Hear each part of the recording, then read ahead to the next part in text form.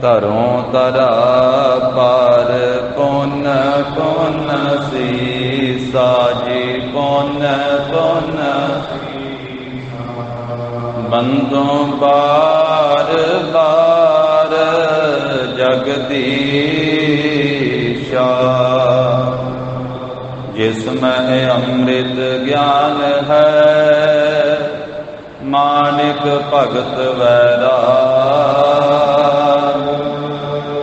ਸ੍ਰੀ ਗੁਰੂ ਗ੍ਰੰਥ ਸਾਹਿਬ ਉਦਦ ਬੰਦੋਂ ਕਰ ਅਨੁਰਾਗ। ਏਕ ਓੰਕਾਰ ਸਤਿਗੁਰੂ ਤਿਹ ਪ੍ਰਸਾਦ ਸਚ ਹੋਏ। ਵਾਹਿਗੁਰੂ ਜੀ ਕੀ ਫਤਿਹ। ਵਿਘਨ ਵਿਨਾਸ਼ਨ ਸੋਏ।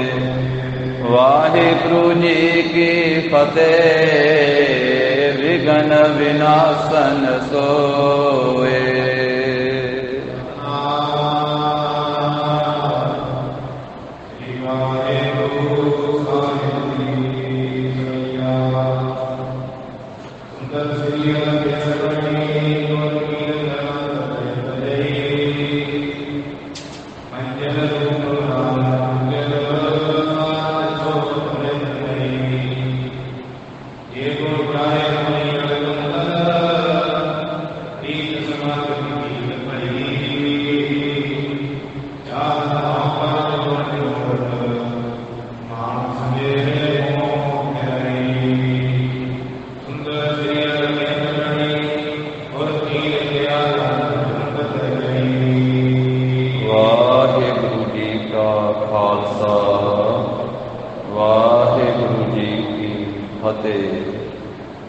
ਜਾਹਰ ਜਹੂਰ ਹਾਜ਼ਰ ਹਜੂਰ ਸਰਬ ਕਲਾ ਭਰਪੂਰ।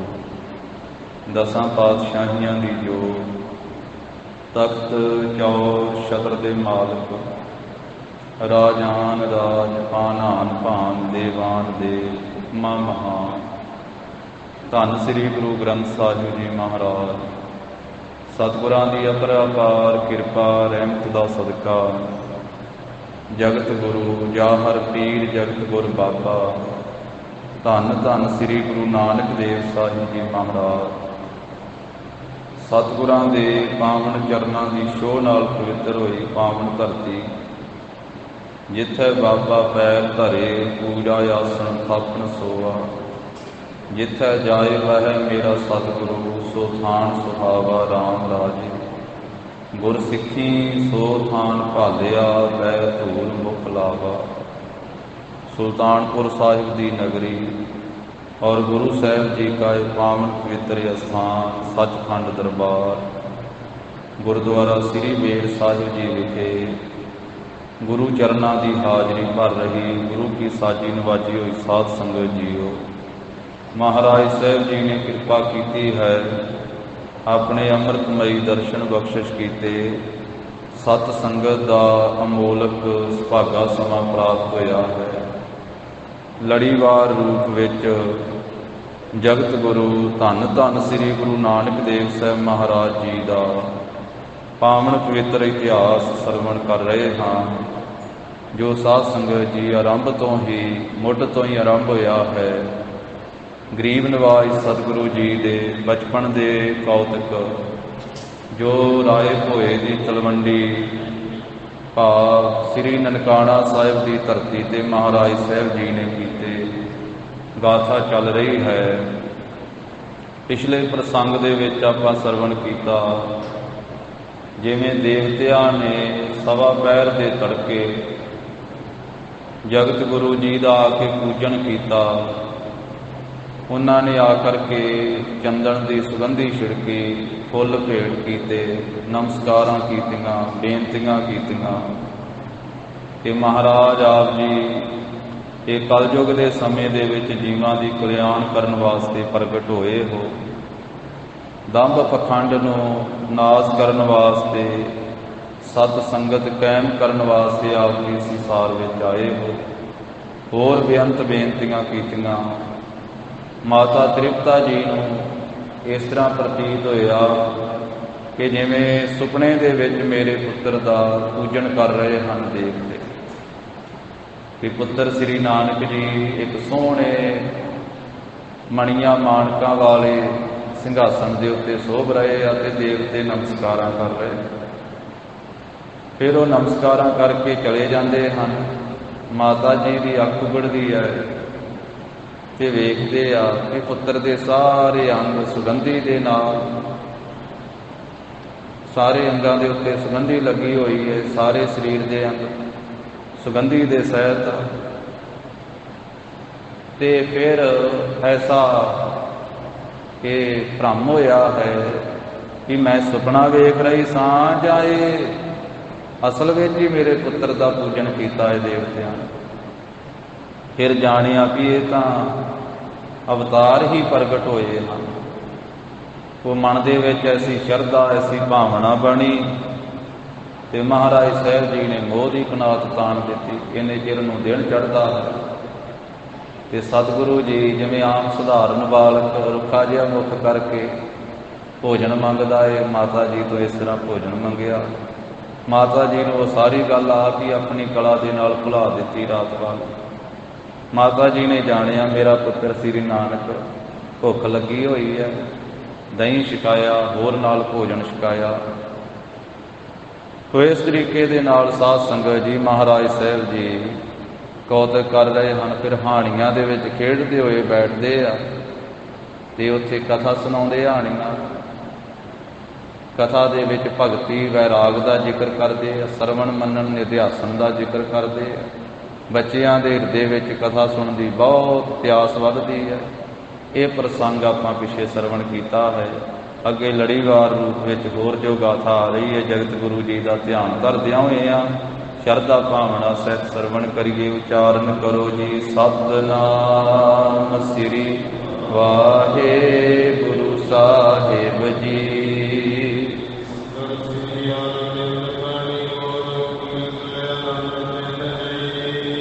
ਭਾਈ ਸਾਹਿਬ ਜੀ ਛੇਵਾਂ ਅਧਿਆਇ ਆਰੰਭ ਕਰਦੇ ਹੋਏ ਪਹਿਲਾਂ ਇੱਕ ਸਵਈਏ ਦੇ ਵਿੱਚ ਮੰਗਲ ਕਰਦੇ ਕਿ ਧੰਨ ਸ੍ਰੀ ਗੁਰੂ ਨਾਨਕ ਦੇਵ ਸਾਹਿਬ ਮਹਾਰਾਜ ਜੀ ਦੀ ਕੀਰਤੀ ਕੈਸੀ ਹੈ, ਗੁਰੂ ਸਾਹਿਬ ਜੀ ਦਾ ਜਸ ਕੈਸਾ। ਕਹਿੰਦੇ ਕਿ ਜੋ ਸਤਿਗੁਰੂ ਜੀ ਦੀ ਕੀਰਤੀ ਹੈ ਨਾ, ਗੁਰੂ ਜੀ ਦੀ ਸੋਭਾ ਹੈ, ਇਹ ਸੋਹਣੀ ਸੁੰਦਰ ਜਾਣੋ ਕਿ ਇੱਕ ਕਮਲ ਫੁੱਲਾਂ ਦੀ ਬਗੀਚੀ ਬਣੀ ਹੋਈ ਹੈ। ਸੁੰਦਰ ਸ੍ਰੀ ਅਰਬਿੰਦ ਬਣੀ, ਅਰਬਿੰਦ ਕਹੀਏ ਕਮਲ ਫੁੱਲ, ਸੋਭਾ ਵਾਲੀ ਬਣੀ ਬਗੀਚੀ ਬਣੀ ਹੋਈ ਹੈ, ਹੱਬ ਰਹੀ ਹੈ। ਗੁਰ ਕੀਰਤ, ਗੁਰੂ ਸਾਹਿਬ ਜੀ ਦੀ ਕੀਰਤੀ। ਆਨੰਦ ਬ੍ਰਿੰਦ ਜਈ, ਜੋ ਬ੍ਰਿੰਦ ਕਹੀਏ ਬਹੁਤਾ ਆਨੰਦ ਜਈ ਕਹੀਏ ਪੈਦਾ ਕਰਨ ਵਾਲੀ ਹੈ, ਬਹੁਤਾ ਆਨੰਦ ਦੇਣ ਵਾਲੀ ਗੁਰੂ ਸਾਹਿਬ ਜੀ ਦੀ ਕੀਰਤੀ ਹੈ, ਗੁਰੂ ਸਾਹਿਬ ਜੀ ਦੀ ਸੋਭਾ ਹੈ। ਇਹ ਜਾਣੋ ਕਮਲ ਫੁੱਲ ਦੀ ਇਹ ਬਗੀਚੀ ਬਣੀ ਹੋਈ ਹੈ, ਕਮਲ ਫੁੱਲਾਂ ਦੀ।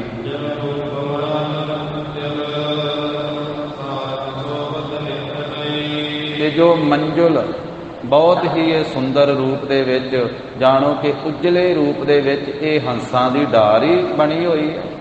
ਜਾਂ ਸਾਰਦ ਜੋ ਸਰਸਵਤੀ ਦੇਵੀ ਹੈ, ਕਹਿੰਦੇ ਵੀ ਉਹ ਨਿਤਾ ਪ੍ਰਤੀ ਨਵੀਂ ਹੀ ਸੋਭ ਰਹੀ ਹੈ।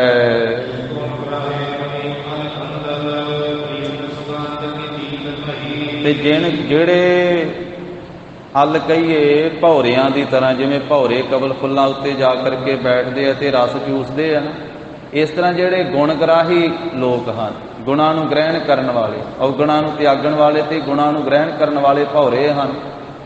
ਤੇ ਉਹਨਾਂ ਦੇ ਅੰਦਰ ਜਿਹੜੀ ਪ੍ਰੀਤੀ ਹੈ ਨਾ, ਇਹ ਸੁਗੰਧੀ ਲੈਣ ਦੀ ਚਿੱਤ ਵਿੱਚ ਉਹਨਾਂ ਦੇ ਪੈਦਾ ਹੋਈ ਹੈ ਕਿ ਗੁਰੂ ਸਾਹਿਬ ਜੀ ਦੀ ਕੀਰਤੀ ਦੀ ਇਹ ਪ੍ਰੀਤ ਜਿਹੜੀ ਉਹਨਾਂ ਦੇ ਅੰਦਰ ਬਣੀ ਹੋਈ ਹੈ ਕਿ ਇਹ ਕਮਲ ਰੂਪੀ, ਕਮਲ ਫੁੱਲ ਰੂਪੀ ਬਗੀਚੀ ਜਿਹੜੀ ਹੈ ਮਹਾਰਾਜ ਸਾਹਿਬ ਜੀ ਦੀ ਕੀਰਤੀ ਆਨੰਦ ਨੂੰ ਪੈਦਾ ਕਰਨ ਵਾਲੀ, ਇਹਦੀ ਸੁਗੰਧੀ ਮਾਣੀ ਜਾਵੇ। ਜਿਹੜੇ ਜੁਗਿਆਸੂ ਹਨ ਭੌਰਿਆਂ ਰੂਪੀ ਬਣ ਰਹੇ।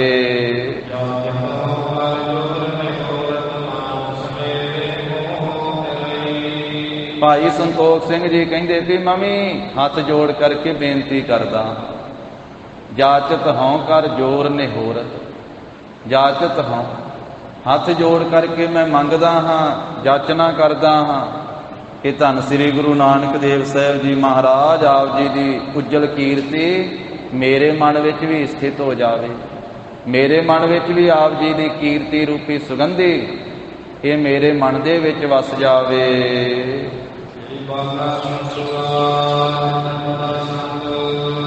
ਸੋਭਾ ਵਾਲੇ ਭਾਈ ਬਾਲਾ ਜੀ ਬਚਨ ਕਰਦੇ ਆ।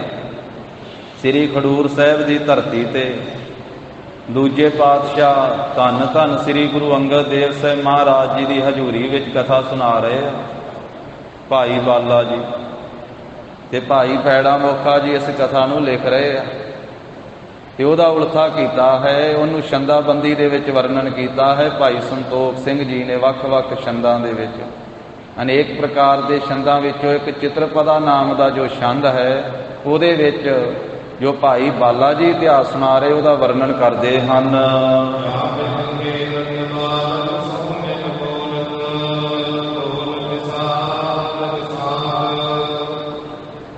ਜਾਂ ਬਿਦ ਖੇਲਤ ਬਾਲਕ ਸੋ ਮਿਲ, ਇਸ ਵਿਧੀ ਦੇ ਨਾਲ ਹਾਣੀਆਂ ਨਾਲ ਬਾਲਕਾਂ ਨਾਲ ਮਿਲ ਕਰਕੇ ਮਾਰੇ ਖੇਲਾਂ ਖੇਲ ਰਹੇ ਆ। ਬੋਲਤ ਬੋਲ ਬਿਲਾਸ ਵਿਸਾਲ, ਤੇ ਮਹਾਰਾਜ ਸਾਹਿਬ ਜੀ ਅਨੇਕ ਪ੍ਰਕਾਰ ਦੇ ਬਿਲਾਸ ਜਿਹੜੇ ਕੌਤਕਾਂ ਵਾਲੇ ਬਚਨ ਹਨ ਉਹ ਆਪਣੀ ਰਸਨਾ ਤੋਂ ਬੋਲਦੇ ਹਨ।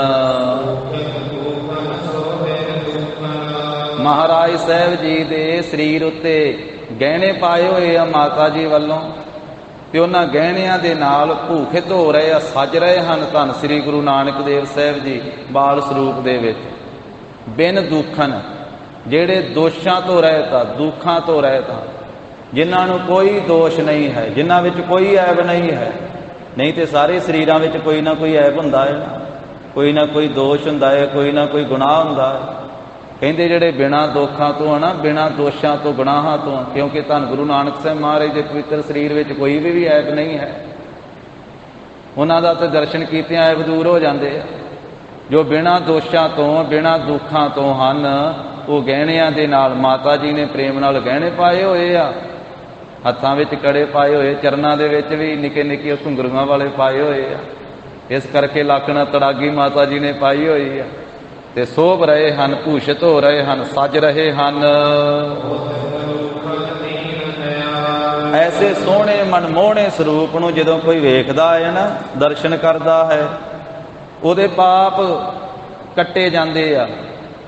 ਫੋਤ ਕਲੂਖਨ, ਫੋਤ ਪੁੱਟ ਦਿੰਦੇ ਆ ਪਾਪਾਂ ਨੂੰ। ਦੀਨਾਂ ਤੇ ਦਇਆਲਤਾ ਕਰਨ ਵਾਲੇ, ਗਰੀਬਾਂ ਤੇ ਦਇਆਲਤਾ ਕਰਨ ਵਾਲੇ ਧੰਨ ਸ੍ਰੀ ਗੁਰੂ ਨਾਨਕ ਦੇਵ ਸਾਹਿਬ ਜੀ ਮਹਾਰਾਜ ਤਾਂ ਕਹਿੰਦੇ ਹਨ ਵੱਡੇ ਪੰਡਤਾਂ ਦੇ ਵਿੱਚੋਂ ਜਾਣੋ ਕਿ ਵੱਡੇ ਪੰਡਤ ਹਨ ਮਹਾਰਾਜ ਸਾਹਿਬ। ਇੱਥੇ ਪੰਡਤ ਦਾ ਅਰਥ ਹੈ ਵਿਦਵਾਨ। ਪੰਡਤ ਦਾ ਅਰਥ ਜਾਤੀ ਦਾ ਪੰਡਤ ਨਹੀਂ, ਪੰਡਤ ਵਿਦਵਾਨ। ਜਦੋਂ ਹਾਣੀਆਂ ਵਿੱਚ ਬੈਠ ਕੇ ਉਹਨਾਂ ਨੂੰ ਕਥਾ ਸੁਣਾਉਂਦੇ ਆ ਨਾ, ਕਹਿੰਦੇ ਉਦੋਂ ਇਸ ਤਰ੍ਹਾਂ ਜਾਪਦੇ ਆ ਵੀ ਜਿਵੇਂ ਪੰਡਤਾਂ ਦੇ ਵਿੱਚੋਂ ਵੱਡੇ ਹੀ ਪੰਡਤ ਹਨ। ਤਰ ਰੁੱਖਣ ਕੇ, ਕਦੀ ਤਾਂ ਮਹਾਰਾਜ ਸਾਹਿਬ ਜੀ ਰੁੱਖਾਂ ਦੇ ਥੱਲੇ ਬਹਿ ਜਾਂਦੇ ਆ ਹਾਣੀਆਂ ਨੂੰ ਲੈ ਕੇ। ਉੱਥੇ ਮਹਾਰਾਜ ਸਾਹਿਬ ਜੀ ਵਿਦਵਾਨ, ਜਿਵੇਂ ਵਿਦਵਾਨ ਕਥਾ ਕਰਦਾ ਇਸ ਤਰ੍ਹਾਂ ਕਥਾ ਸੁਣਾਉਂਦੇ ਹਨ। ਬਾਕੀ ਗੁਰੂ ਸਾਹਿਬ ਜੀ ਵਰਗਾ ਕੌਣ ਵਿਦਵਾਨ ਹੋ ਸਕਦਾ। ਗਰੀਬ ਨਵਾਜ ਸਾਹਿਬ ਜੀ ਕਦੀ ਰੁੱਖਾਂ ਦੇ ਥੱਲੇ ਬੈਠ ਜਾਂਦੇ ਤੇ ਕਬ ਰਾਜ ਤਸਾਲ, ਕਦੀ ਆਪਣੇ ਘਰ ਦੇ ਵਿਹੜੇ ਵਿੱਚ ਹਾਣੀਆਂ ਨੂੰ ਲੈ ਆਉਂਦੇ ਵੀ ਆ ਜਾਓ ਇੱਥੇ ਬਹਿ ਕੇ ਆਪਾਂ ਕਰਤਾਰ ਦਾ ਜਸ ਕਰੀਏ, ਕਰਤਾਰ ਦੀਆਂ ਗੱਲਾਂ ਕਰੀਏ। ਗੱਲੀ ਗੱਲਾਂ ਸਿਰਜਣਹਾਰ, ਸਿਰਜਣਹਾਰ ਦੀਆਂ ਗੱਲਾਂ ਕਰੀਏ। ਕਦੀ ਮਹਾਰਾਜ ਸਾਹਿਬ ਜੀ ਘਰ ਦੇ ਵਿਹੜੇ ਵਿੱਚ ਸੋਭਾ ਪਾਉਂਦੇ ਹਨ।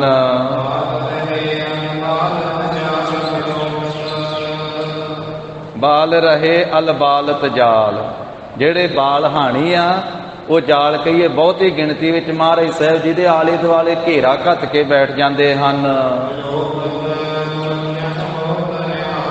ਤੇ ਜਿਹੜੇ ਵੀ ਨੇਤਰਾਂ ਦੇ ਨਾਲ ਵੇਖਦੇ ਆ ਮਹਾਰਾਜ ਸਾਹਿਬ ਜੀ ਦੇ ਦਰਸ਼ਨ ਕਰਦੇ, ਉਹ ਨਿਹਾਲ ਹੋ ਜਾਂਦੇ ਗੁਰੂ ਸਾਹਿਬ ਜੀ ਨੂੰ ਵੇਖ ਕਰਕੇ, ਗੁਰੂ ਸਾਹਿਬ ਜੀ ਦਾ ਦਰਸ਼ਨ ਕਰਕੇ। ਗੁਰੂ ਨਾਨਕ ਜਿਨ ਸੁਣਿਆ ਪੇਖਿਆ, ਗੁਰੂ ਨਾਨਕ ਜਿਨ ਸੁਣਿਆ ਪੇਖਿਆ,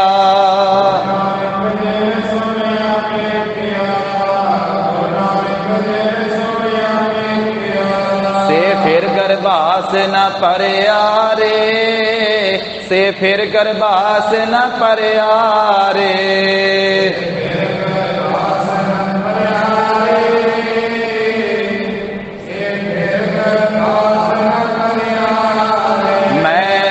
मूर्ख की केतक बात है, मैं मूर्ख की केतक बात है।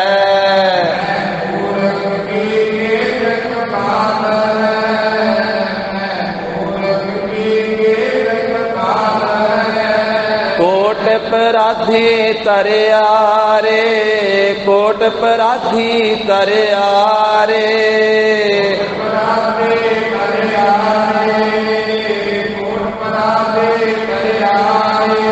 गुरु नानक जिन सुनिया पेखिया, गुरु नानक जिन सुनिया पेखिया।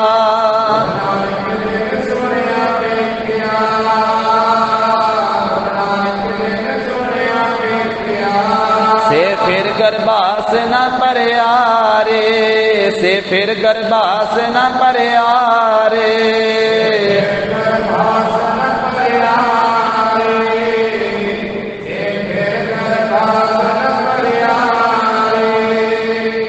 महाराज साहब जी दे आले दुआले हाणी वो सतसंगी बाल के बैठते आ, नेत्रां नाल गुरु साहब जी का दर्शन करते हैं ते निहाल हो जाते हैं।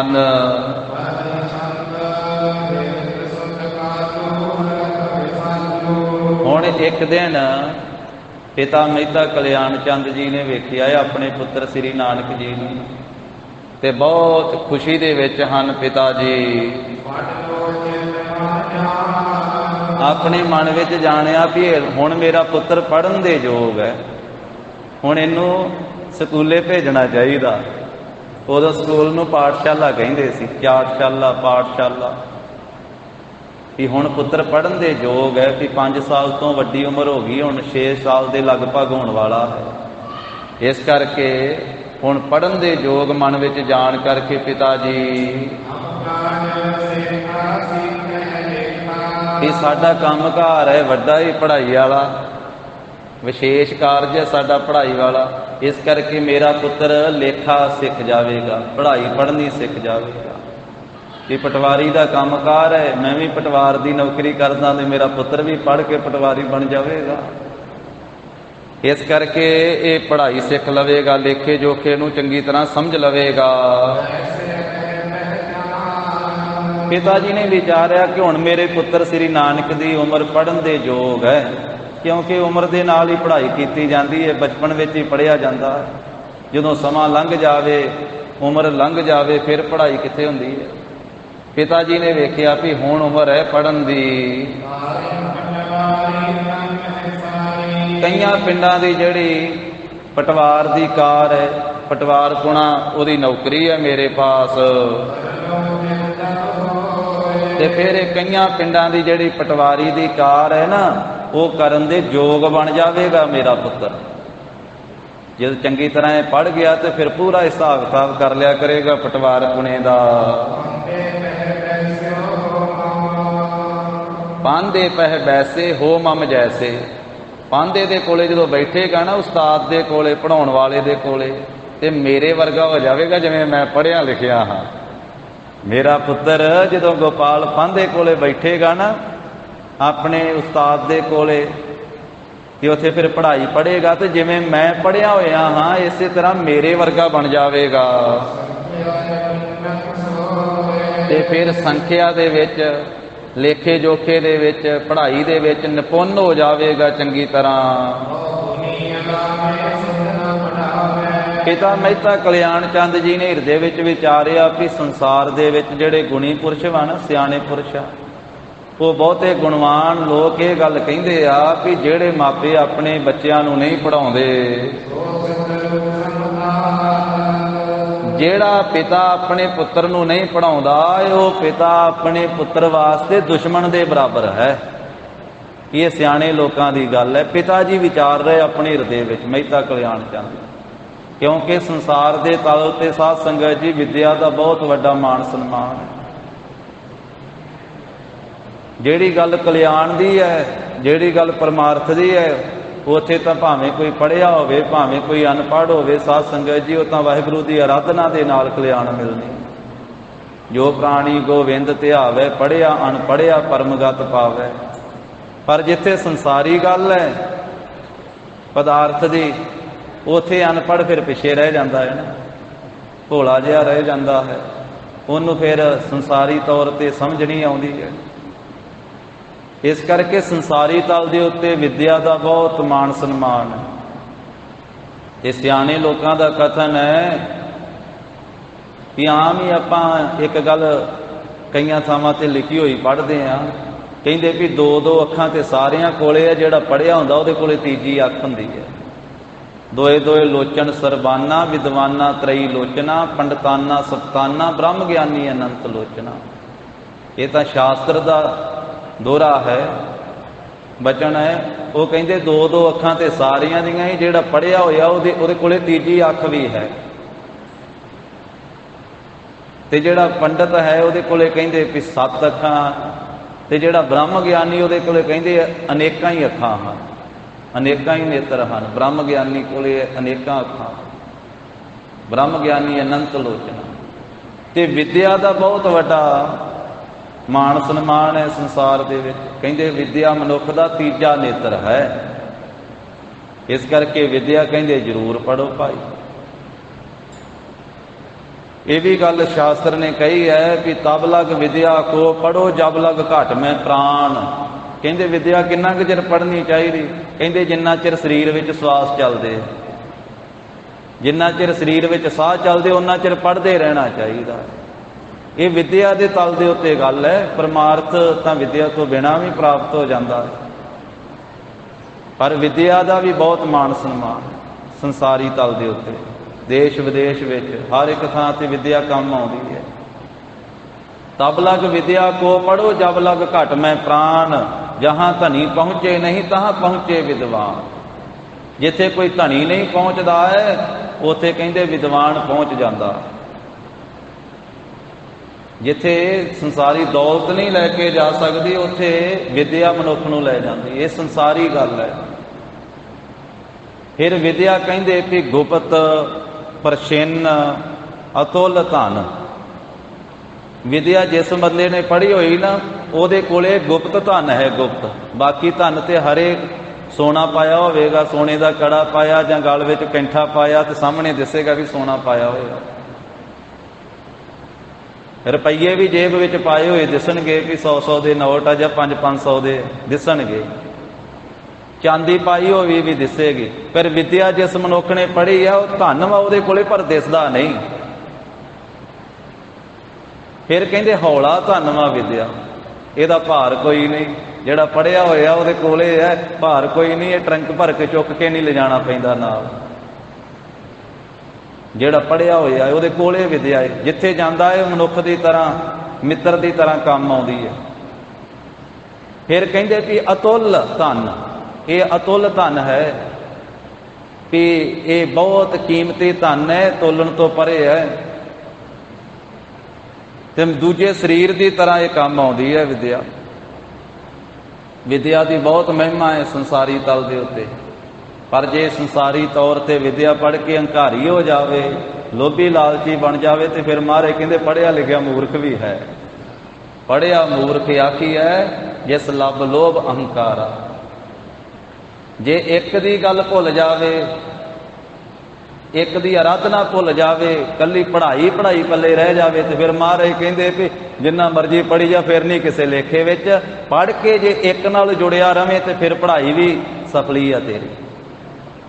ਨਹੀਂ ਤੇ ਮਹਾਰਾਜ ਕਹਿੰਦੇ ਪੜ੍ਹ ਪੜ੍ਹ ਗੱਡੀ ਲੱਦੀ ਹੈ, ਪੜ੍ਹ ਪੜ੍ਹ ਭਰੀਆ ਹੈ ਸਾਥ, ਪੜ੍ਹ ਪੜ੍ਹ ਬੇੜੀ ਪਾਈ ਹੈ, ਪੜ੍ਹ ਪੜ੍ਹ ਗੱਡੀਆ ਹੈ ਖਾਸ, ਪੜ੍ਹੀਆ ਹੈ ਜੇਤੇ ਬਰਸ ਬਰਸ, ਪੜ੍ਹੀਆ ਹੈ ਜੇਤੇ ਮਾਸ, ਪੜ੍ਹੀਆ ਹੈ ਜੇਤੀ ਆਰਜਾ, ਪੜ੍ਹੀਆ ਹੈ ਜੇਤੇ ਸਾਸ। ਨਾਨਕ ਲੇਖੈ ਇੱਕ ਗੱਲ ਹੋਰ ਹਉਮੈ ਝਖਣਾ ਝਾਕ। ਜੇ ਪ੍ਰਭੂ ਦਾ ਨਾਮ ਭੁੱਲ ਜਾਵੇ ਫਿਰ ਵਿੱਦਿਆ ਨਿਸਫਲ ਹੋ ਜਾਂਦੀ। ਉਂਝ ਵਿੱਦਿਆ ਕੀਮਤੀ ਬੜੀ ਹੈ, ਬਹੁਤ ਅਮੋਲਕ ਹੈ। ਵਿੱਦਿਆ ਦਾ ਇੱਕ ਆਪਣੇ ਥਾਂ ਦੇ ਉੱਤੇ ਸਥਾਨ ਹੈ ਸੰਸਾਰੀ ਤਲ ਦੇ ਉੱਤੇ।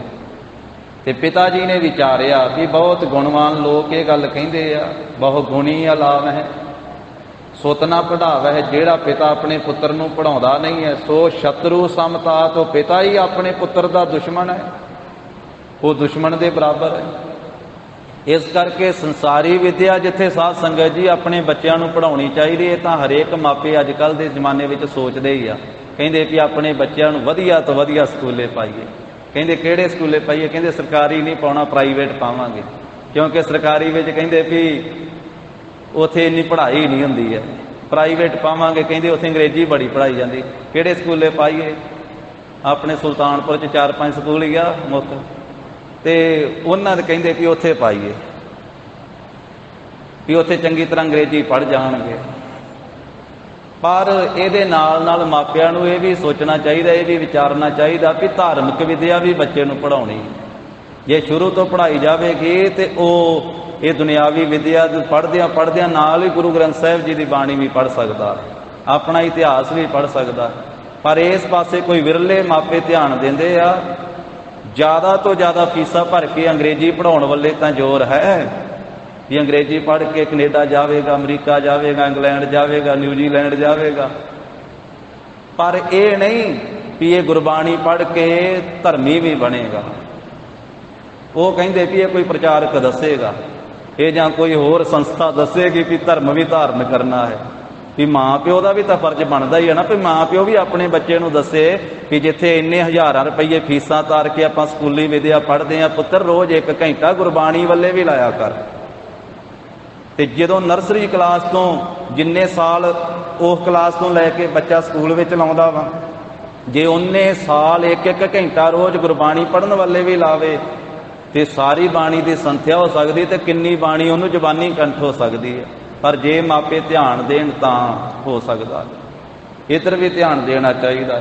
ਪਿਤਾ ਜੀ ਨੇ ਵਿਚਾਰਿਆ ਕਿ ਪੁੱਤਰ ਨੂੰ ਪੜ੍ਹਾਉਣਾ ਚਾਹੀਦਾ ਹੈ ਕਿ ਜੇ ਮੇਰਾ ਪੁੱਤਰ ਪੜ੍ਹਿਆ ਨਾ, ਜਿਹੜਾ ਵੀ ਬੱਚਾ ਨਹੀਂ ਪੜ੍ਹਦਾ ਉਹ ਸੋਭਾ ਨਹੀਂ ਪਾਉਂਦਾ ਸੰਸਾਰ ਵਿੱਚ, ਕਿਉਂਕਿ ਉਹਨੂੰ ਮੱਤ ਹੀ ਨਹੀਂ ਆਉਂਦੀ ਹੈ। ਸੰਸਾਰ ਦੇ ਵਿੱਚ ਪ੍ਰਗਟ ਹੈ ਵੀ ਪੜ੍ਹਾਈ ਤੋਂ ਬਿਨਾਂ ਬੋਲਣਾ ਨਹੀਂ ਆਉਂਦਾ, ਪੜ੍ਹਾਈ ਤੋਂ ਬਿਨਾਂ ਮੱਤ ਨਹੀਂ ਆਉਂਦੀ, ਪੜ੍ਹਾਈ ਤੋਂ ਬਿਨਾਂ ਕਾਰੋਬਾਰ ਨਹੀਂ ਕਰ ਸਕਦਾ ਹੈ। ਤੇ ਜੇ ਪੜ੍ਹਾਈ ਨਾ ਕੀਤੀ ਅਨਪੜ੍ਹ ਰਹਿ ਗਿਆ ਤੇ ਧਨ ਵੀ ਨਹੀਂ ਖੱਟੀ ਕਰ ਸਕਦਾ, ਧਨ ਵੀ ਨਹੀਂ ਕਮਾ ਸਕਦਾ, ਧਨ ਨੂੰ ਕਮਾਉਣ ਵਾਲਾ ਵੀ ਨਹੀਂ ਬਣੇਗਾ। ਭੋਲਾ ਹੀ ਸੁਭਾਅ ਰਹਿ ਜਾਵੇਗਾ, ਇਹਨੂੰ ਚੁਸਤੀ ਚਲਾਕੀ ਸਿਆਣਪ ਨਹੀਂ ਆਵੇਗੀ। ਕੋਈ ਕਿਸੇ ਪ੍ਰਕਾਰ ਦੀ ਸਮਝ ਨਹੀਂ ਇਸ ਨੂੰ ਪ੍ਰਾਪਤ ਹੋਵੇਗੀ, ਐਸੇ ਬੱਚੇ ਨੂੰ, ਐਸੇ ਬਾਲਕ ਨੂੰ ਜਿਹੜਾ ਪੜ੍ਹਦਾ ਨਹੀਂ ਹੈ। ਇਸ ਤਰ੍ਹਾਂ ਹਿਰਦੇ ਵਿੱਚ ਵਿਚਾਰ ਕੀਤੀ ਹੈ ਪਿਤਾ ਮਹਿਤਾ ਕਲਿਆਣ ਚੰਦ ਜੀ ਨੇ ਵੀ ਹੁਣ ਮੇਰਾ ਪੁੱਤਰ 6 ਸਾਲ ਦੇ ਲਗਭਗ ਹੋ ਗਿਆ ਵਾ, ਇਸ ਕਰਕੇ ਕੱਲ ਨੂੰ ਦਿਨ ਚੜ੍ਹੇ ਮੈਂ ਇਸ ਨੂੰ ਲੈ ਜਾਵਾਂਗਾ। ਆਪਣੇ ਪੁੱਤਰ ਨੂੰ ਪਾਠਸ਼ਾਲਾ ਵਿੱਚ ਲੈ ਕੇ ਜਾਵਾਂਗਾ, ਗੋਪਾਲ ਪਾਂਧੇ ਦੇ ਕੋਲੇ ਪੜ੍ਹਨੇ ਪਾਵਾਂਗਾ। ਤਾਂ ਜਿਸ ਵੇਲੇ ਅਗਲਾ ਦਿਨ ਹੋਇਆ, ਪ੍ਰਭਾਤ ਵੇਲਾ ਹੋਇਆ, ਤੇ ਪਿਤਾ ਮਹਿਤਾ ਕਲਿਆਣ ਚੰਦ ਜੀ ਆਪਣੇ ਪੁੱਤਰ ਸ੍ਰੀ ਨਾਨਕ ਜੀ ਨੂੰ ਲੈ ਕਰਕੇ ਤੇ ਚੱਲਣ ਵਾਸਤੇ ਤਿਆਰ ਹੋ ਗਏ।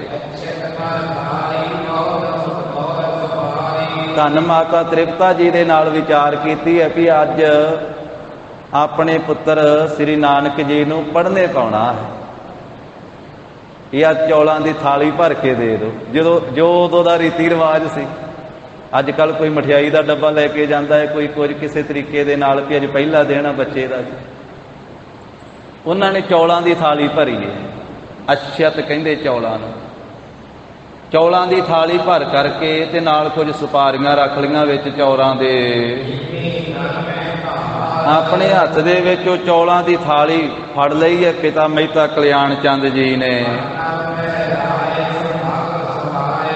ਧੰਨ ਮਾਤਾ ਤ੍ਰਿਪਤਾ ਜੀ, ਉਹਨਾਂ ਨੇ ਆਪਣੇ ਪੁੱਤਰ ਨੂੰ ਅੱਜ ਨਵੇਂ ਵਸਤਰ ਪਵਾਏ। ਅੱਜ ਮੇਰਾ ਪੁੱਤਰ ਪਹਿਲੇ ਦਿਨ ਚੱਲਿਆ ਪੜ੍ਹਨ ਵਾਸਤੇ, ਨਵੇਂ ਵਸਤਰ ਪਵਾਏ। ਤੇ ਮਹਾਰਾਜ ਸਾਹਿਬ ਜੀ ਨਵੇਂ ਵਸਤਰਾਂ ਵਿੱਚ ਬਹੁਤ ਹੀ ਸੋਭਨੀਕ ਹੋ ਰਹੇ ਹਨ। ਪਿਤਾ ਦੇ ਨਾਲ ਪੁੱਤਰ ਚੱਲਿਆ ਹੈ ਪਾਠਸ਼ਾਲਾ ਦੇ ਵਿੱਚ।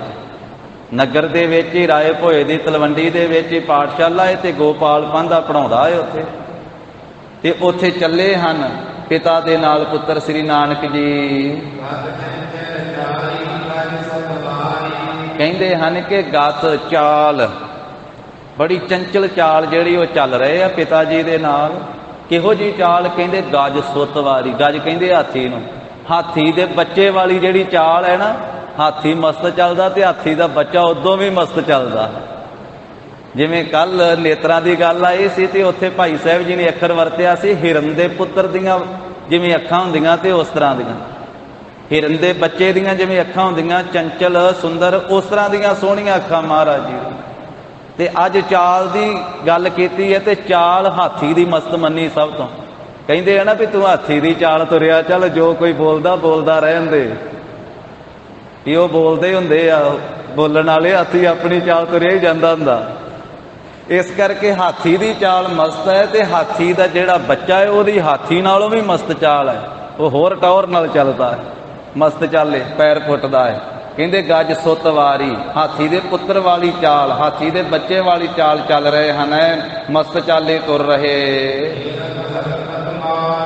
ਤੇ ਜਦੋਂ ਜਾ ਰਹੇ ਆ ਨਾ ਪਿਤਾ ਜੀ ਲੈ ਕੇ ਆਪਣੇ ਪੁੱਤਰ ਨੂੰ ਵਿਹੜੇ ਵਿੱਚ ਤੁਰ ਰਹੇ ਜਾ ਰਹੇ ਆ ਤੇ ਧੰਨ ਮਾਤਾ ਤ੍ਰਿਪਤਾ ਜੀ ਖਲੋਤੇ ਹੋਏ ਵੇਖ ਰਹੇ ਆ ਤੇ ਮਾਤਾ ਜੀ ਵੇਖ ਕੇ ਬਹੁਤ ਖੁਸ਼ ਹੋ ਰਹੇ ਆ ਵੀ ਅੱਜ ਮੇਰਾ ਪੁੱਤਰ ਪਹਿਲੇ ਦਿਨ ਚੱਲਿਆ ਪੜ੍ਹਾਈ ਕਰਨ ਵਾਸਤੇ।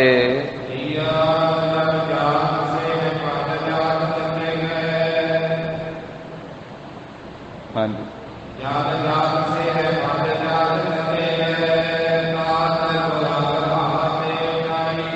ਤਾਂ ਜਲ ਜਾਤ ਕਹਿੰਦੇ ਆ ਕਵਲ ਫੁੱਲਾਂ ਨੂੰ। ਕਵਲ ਫੁੱਲ ਵਰਗੇ ਮਹਾਰਾਜ ਸਾਹਿਬ ਜੀ ਦੇ ਪਾਦਵਾ ਚਰਨਵਾ, ਜਾਤ ਚੱਲੇ ਗਏ ਤਾਤ ਕਰ ਉਂਗਰ, ਤੇ ਆਪਣੇ ਪਿਤਾ ਜੀ ਦੀ ਉਂਗਲੀ ਆਪਣੇ ਹੱਥ ਦੇ ਨਾਲ ਫੜੀ ਹੋਈ ਹੈ। ਕਵਲ ਫੁੱਲਾਂ ਵਰਗੇ ਚਰਨਾਂ ਦੇ ਨਾਲ ਤੁਰੇ ਜਾ ਰਹੇ ਆ ਤੇ ਆਪਣਾ ਹੱਥ ਉੱਚਾ ਕਰਕੇ ਆਪਣੇ ਪਿਤਾ ਮਹਿਤਾ ਕਲਿਆਣ ਚੰਦ ਜੀ ਦੀ ਉਂਗਲ ਫੜੀ ਹੋਈ ਆ ਪੁੱਤਰ ਨੇ, ਪਿਤਾ ਦੀ ਉਂਗਲ ਫੜ ਕੇ ਜਾ ਰਹੇ ਹਨ।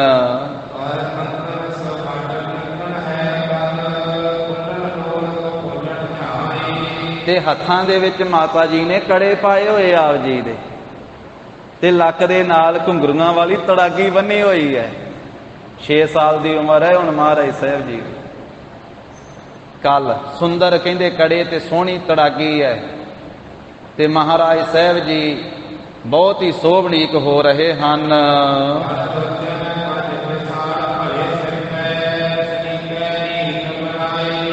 ਤੇ ਨੇਤਰ ਮਹਾਰਾਜ ਸਾਹਿਬ ਜੀ ਦੇ ਕਮਲ ਫੁੱਲ ਦੀਆਂ ਪੰਖੜੀਆਂ ਵਾਂਗੂ ਖਿੜੇ ਹੋਏ ਆ, ਜਿਵੇਂ ਕਮਲ ਫੁੱਲ ਖਿੜਿਆ ਹੁੰਦਾ ਹੈ, ਉਹਦੀ ਇੱਕ ਇੱਕ ਪੰਖੜੀ ਜਿਵੇਂ ਖਿੜੀ ਹੁੰਦੀ ਹੈ, ਇਸ ਤਰ੍ਹਾਂ ਨੇਤਰ ਖਿੜੇ ਹੋਏ ਆ ਸਤਿਗੁਰੂ ਸ੍ਰੀ ਗੁਰੂ ਨਾਨਕ ਦੇਵ ਸਾਹਿਬ ਮਹਾਰਾਜ ਜੀ। ਵਿਸ਼ਾਲ ਮੋਟੇ ਮੋਟੇ ਨੇਤਰ ਮਹਾਰਾਜ ਸਾਹਿਬ ਜੀ ਦੇ ਸੁੰਦਰ, ਤੇ ਭਲੀ ਪ੍ਰਕਾਰ ਸੀਸ ਦੇ ਉੱਤੇ ਦਸਤਾਰ ਬੰਨੀ ਹੋਈ ਹੈ ਚੰਗੀ ਤਰ੍ਹਾਂ। ਵੇਖੋ ਦਸਤਾਰ ਦਾ ਜ਼ਿਕਰ ਆਇਆ, ਉਹ ਸ਼ਨੀਕਾ ਹੈ, ਨੀਕ ਬਣਾਈ। ਪਹਿਲੇ ਦਿਨ ਪਾਠਸ਼ਾਲਾ ਵਿੱਚ ਪੜ੍ਹਨ ਚੱਲੇ ਆ ਤੇ ਪਹਿਲੇ ਦਿਨ ਸੀਸ ਤੇ ਦਸਤਾਰ ਬੰਨ ਕੇ ਚੱਲੇ ਆ। ਜਿਨ੍ਹਾਂ ਨੇ ਸਾਰਿਆਂ ਨੇ ਸਿਰਾਂ ਤੇ ਦਸਤਾਰਾਂ ਬਣਾਈਆਂ ਵਾ, ਜਿਨ੍ਹਾਂ ਨੇ ਸਾਨੂੰ ਦਸਤਾਰਾਂ ਦਿੱਤੀਆਂ, ਜਿਨ੍ਹਾਂ ਨੇ ਆਖਿਆ ਸਾਬਤ ਸੂਰਤ ਦਸਤਾਰ ਸਿਰਾ। 6 ਸਾਲ ਦੀ ਉਮਰ ਦੇ ਵਿੱਚ ਪਹਿਲੇ ਦਿਨ ਪਾਠਸ਼ਾਲਾ ਵਿੱਚ ਜਾ ਰਹੇ ਆ ਤੇ ਸੀਸ ਤੇ ਦਸਤਾਰ ਮਹਾਰਾਜ ਸਾਹਿਬ ਜੀ ਸਜਾ ਕੇ ਜਾ ਰਹੇ ਆ। ਇਸ ਕਰਕੇ ਸਾਨੂੰ ਵੀ ਆਪਣੇ ਬੱਚਿਆਂ ਨੂੰ ਦਸਤਾਰਾਂ ਸਜਾਉਣੀਆਂ ਚਾਹੀਦੀਆਂ ਸਾਧ ਸੰਗਤ ਜੀ। ਬੱਚਿਆਂ ਨੂੰ ਦਸਤਾਰਾਂ, ਜਿਹੜੇ ਠੀਕ ਆ ਵੀ ਬਹੁਤੇ ਛੋਟੇ ਉਹ ਪਟਕੇ ਬੰਨ੍ਹ ਕੇ ਜਾਂਦੇ ਆ, ਪਰ ਉਹਨਾਂ ਨੂੰ ਵੀ ਆਦਤ ਪਾਉਣੀ ਚਾਹੀਦੀ ਵੀ ਘਰੇ ਵੀ ਦਸਤਾਰ ਬੰਨ੍ਹ ਕੇ ਰੱਖੋ ਤੇ ਸਕੂਲੇ ਵੀ ਦਸਤਾਰ ਬੰਨ੍ਹ ਕੇ ਜਾਓ। ਫਿਰ ਬੱਚਿਆਂ ਦੇ ਹੱਥਾਂ ਦੇ ਵਿੱਚ ਸਰਬਲੋਏ ਦੇ ਕੜੇ ਪਾਉਣੇ ਚਾਹੀਦੇ ਆ। ਤੇ ਅੱਜ ਕੱਲ੍ਹ ਸਕੂਲਾਂ 'ਚ ਬੜਾ ਰਿਵਾਜ ਚੱਲਿਆ ਭੈੜਾ, ਉਹ ਕੜੇ ਲਵਾ ਦਿੰਦੇ ਆ। ਤੇ ਇਹ ਸਾਨੂੰ ਸਾਰਿਆਂ ਨੂੰ ਵਿਚਾਰ ਕਰਨੀ ਚਾਹੀਦੀ, ਜਿਹੜੇ ਵੀ ਸਕੂਲ ਵਿੱਚ ਉਹ ਕੜੇ ਲਵਾਉਂਦੇ ਉਹਨਾਂ ਨੂੰ ਜਾ ਕੇ ਆਖਣਾ ਚਾਹੀਦਾ ਕਿ ਭਾਈ ਕੜੇ ਨਾ ਲਵਾਓ। ਉਹਨਾਂ ਨੇ ਆਪਣੀ ਮਨਮਰਜ਼ੀਆਂ ਕੀਤੀਆਂ। ਕਹਿੰਦੇ ਜੀ ਬੱਚੇ ਆਪਸ ਵਿੱਚ ਲੜ ਪੈਂਦੇ, ਇੱਕ ਦੂਜੇ ਦੇ ਕੜਾ ਵੱਜ ਜਾਂਦਾ ਹੈ, ਜਦੋਂ ਵੱਜਣਾ ਹੈ ਜਿਹਨੇ ਮਾਰਨਾ ਉਹਨੇ ਹੋਰ ਕੁਝ ਵੀ ਮਾਰ ਦੇਣਾ ਹੈ, ਕੜੇ ਨਹੀਂ ਵੱਜਦੇ। ਤੇ ਕੜਾ ਤੇ ਕਕਾਰ ਹੈ। ਤੇ ਆਪਣੇ ਇੱਥੇ ਸੁਲਤਾਨਪੁਰ ਲੋਧੀ ਵਿੱਚ ਵੀ ਕਈ ਸਕੂਲ ਵਾ ਜਿਹੜੇ ਬੱਚਿਆਂ ਦੇ ਕੜੇ ਲਵਾ ਦਿੰਦੇ, ਘਰੇ ਮਾਪੇ ਪਵਾ ਕੇ ਘਲਾਉਂਦੇ ਆ ਤੇ ਉਹ ਲਵਾ ਕੇ ਘੱਲ ਦਿੰਦੇ, ਆਪਦੇ ਕੋਲੇ ਹੀ ਰੱਖ ਲੈਂਦੇ ਆ। ਤੋ ਇਸ ਕਰਕੇ ਇਹ ਸਾਧ ਸੰਗਤ ਜੀ ਇਤਿਹਾਸ ਦੇ ਵਿੱਚੋਂ ਸਾਨੂੰ ਸਿੱਖਿਆ ਮਿਲਦੀ। ਮਹਾਰਾਜ ਸਾਹਿਬ ਪਹਿਲੇ ਦਿਨ ਗਏ ਆ ਤੇ ਸੀਸ ਤੇ ਦਸਤਾਰ ਸੋਭਣਈ ਹੈ ਉੱਚੀ।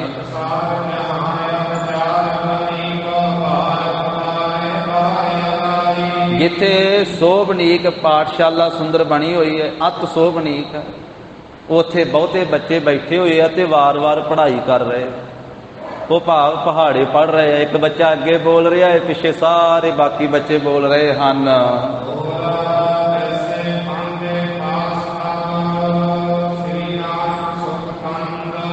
ਸਤਿਗੁਰੂ ਸਾਹਿਬ ਜੀ ਪਹੁੰਚ ਗਏ। ਪਿਤਾ ਜੀ ਨੇ ਆਖਿਆ ਵੀ ਆ ਪਾਂਧਾ ਜੀ ਦੇ ਪਾਸ ਬੈਠ ਜਾਓ, ਤੇ ਮਹਾਰਾਜ ਸਾਹਿਬ ਜੀ ਪਾਂਧਾ ਜੀ ਜਿੱਥੇ ਬੈਠੇ ਸੀ ਨਾ, ਗੋਪਾਲ ਪਾਂਧਾ ਜੀ ਉਹਨਾਂ ਦੇ ਪਾਸ ਬੈਠ ਗਏ। ਧੰਨ ਸ੍ਰੀ ਗੁਰੂ ਨਾਨਕ ਦੇਵ ਸਾਹਿਬ ਜੀ ਸੁੱਖਾਂ ਦੇ ਬੱਦਲ, ਸੁੱਖਾਂ ਦੇ ਦਾਤੇ, ਸੁੱਖਾਂ ਦੇ ਦੇਣਹਾਰ।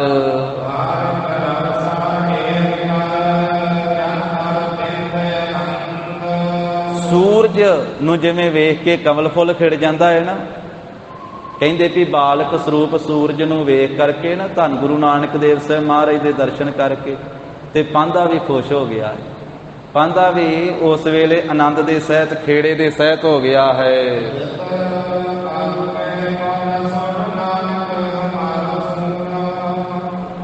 ਪਿਤਾ ਮਹਿਤਾ ਕਲਿਆਣ ਚੰਦ ਜੀ ਨੇ ਗੋਪਾਲ ਪਾਂਧੇ ਨੂੰ ਆਖਿਆ ਕਿ ਪਾਂਧਾ ਜੀ ਸੁਣੋ, ਬੇਨਤੀ ਆ ਕਿ ਇਹ ਮੇਰਾ ਪੁੱਤਰ ਨਾਨਕ ਹੈ।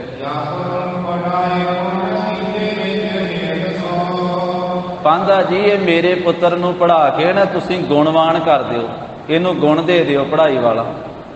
ਜੋ ਤੁਹਾਡੇ ਕੋਲੇ ਪੜ੍ਹਾਈ ਦਾ ਗੁਣ ਹੈ ਨਾ, ਵਿਦਿਆ ਦਾ ਗੁਣ, ਇਹ ਮੇਰੇ ਪੁੱਤਰ ਨਾਨਕ ਨੂੰ ਦੇ ਦਿਓ। ਜਦੋਂ ਮੇਰਾ ਪੁੱਤਰ ਨਾਨਕ ਚੰਗੀ ਤਰ੍ਹਾਂ ਪੜ੍ਹਾਈ ਕਰ ਜਾਵੇਗਾ, ਗੁਣਵਾਨ ਬਣ ਜਾਵੇਗਾ, ਤੇ ਪਾਂਧਾ ਜੀ ਫਿਰ ਮੈਂ ਤੁਹਾਨੂੰ ਭੇਟਾ ਦੇਵਾਂਗਾ, ਤੁਹਾਨੂੰ ਮੈਂ ਮਾਇਆ ਦੇਵਾਂਗਾ। ਇੱਕ ਦੋ ਸਾਲਾਂ ਵਿੱਚ ਇਹਨੂੰ ਚੰਗੀ ਤਰ੍ਹਾਂ ਪੜ੍ਹਾ ਕੇ ਤੇ ਪੜ੍ਹਾਈ ਦੇ ਵਿੱਚ ਨਿਪੁੰਨ ਕਰ ਦਿਓ। ਇੱਕ ਦੋ ਸਾਲਾਂ ਵਿੱਚ ਵੀ ਇਹਨੂੰ ਕੁਝ ਨਾ ਕੁਝ ਆਉਣ ਲੱਗ ਪਵੇ। ਜਦੋਂ ਮੈਂ ਵੇਖਾਂਗਾ ਨਾ ਵੀ ਇੱਕ ਦੋ ਸਾਲਾਂ ਵਿੱਚ ਕੁਝ ਨਾ ਕੁਝ ਮੇਰਾ ਪੁੱਤਰ ਨਾਨਕ ਪੜ੍ਹ ਗਿਆ ਹੈ, ਫਿਰ ਮੈਂ ਤੁਹਾਨੂੰ ਖੁੱਲੀ ਮਾਇਆ ਦੇਵਾਂਗਾ। ਇਸ ਤਰ੍ਹਾਂ ਮੁਖ ਤੋਂ ਕਹਿ ਕਰਕੇ ਜਿਸ ਪਿਤਾ ਮਹਿਤਾ ਕਲਿਆਣ ਚੰਦ ਜੀ ਦੇ ਹਿਰਦੇ ਵਿੱਚ ਆਪਣੇ ਪੁੱਤਰ ਨੂੰ ਪੜ੍ਹਾਉਣ ਦੀ ਅਭਿਲਾਖਾ ਹੈ, ਪੜ੍ਹਾਉਣ ਦੀ ਇੱਛਾ ਹੈ, ਗੋਪਾਲ ਪਾਂਧੇ ਨੂੰ ਆਪਣੇ ਪੁੱਤਰ ਸ੍ਰੀ ਨਾਨਕ ਜੀ ਨੂੰ ਸੌਂਪ ਕਰਕੇ ਤੇ ਪਿਤਾ ਜੀ ਆਪ ਘਰ ਨੂੰ ਚਲੇ ਗਏ ਵੀ ਹੁਣ ਮੈਂ ਛੁੱਟੀ ਦੇ ਸਮੇਂ ਆਵਾਂਗਾ, ਹੁਣ ਮੈਂ ਲੈਣ ਵਾਸਤੇ ਆਵਾਂਗਾ ਜਦੋਂ ਇੱਥੇ ਛੁੱਟੀ ਹੋਵੇਗੀ। ਤੇ ਹੁਣ ਪਾਂਧਾ ਪੜ੍ਹਾਉਣ ਲੱਗਾ ਤੇ ਉਹਨੇ ਪਹਿਲੋਂ ਆਪਣਾ ਜੋ ਉਹਦੀ ਮਰਿਆਦਾ ਸੀ ਉਹਨੇ ਉਹ ਕੀਤੀ। ਪਹਿਲਾਂ ਤਾਂ ਉਹਨੂੰ ਖੁਸ਼ੀ ਬੜੀ ਹੋਈ ਵੀ ਅੱਜ ਪਟਵਾਰੀ ਦਾ ਪੁੱਤ ਪੜ੍ਹਨ ਵਾਸਤੇ ਆਇਆ ਮੇਰੇ ਕੋਲੇ। ਪਾਂਧੇ ਇਹ ਲਾਦ ਕੇ ਖੁਸ਼ੀ ਦੇ ਸਹਿਤ ਹੋ ਕੇ ਗੋਪਾਲ ਪਾਂਧੇ ਨੇ ਮਹੂਰਤ ਕੋ ਸਾਧ ਕੇ, ਉਹਨੇ ਫਿਰ ਮਹੂਰਤ ਸਾਧਿਆ, ਕਿਉਂਕਿ ਪੰਡਤ ਸੀ ਨਾ, ਉਹਨੇ ਪਹਿਲਾਂ ਆਪਣਾ ਮਹੂਰਤ ਸਾਧਨਾ ਸੀ, ਜਿਹੜਾ ਉਹਦੀ ਮਰਿਆਦਾ ਹੈ, ਉਹਨੇ ਮਹੂਰਤ ਸੋਧਿਆ ਪਹਿਲਾਂ।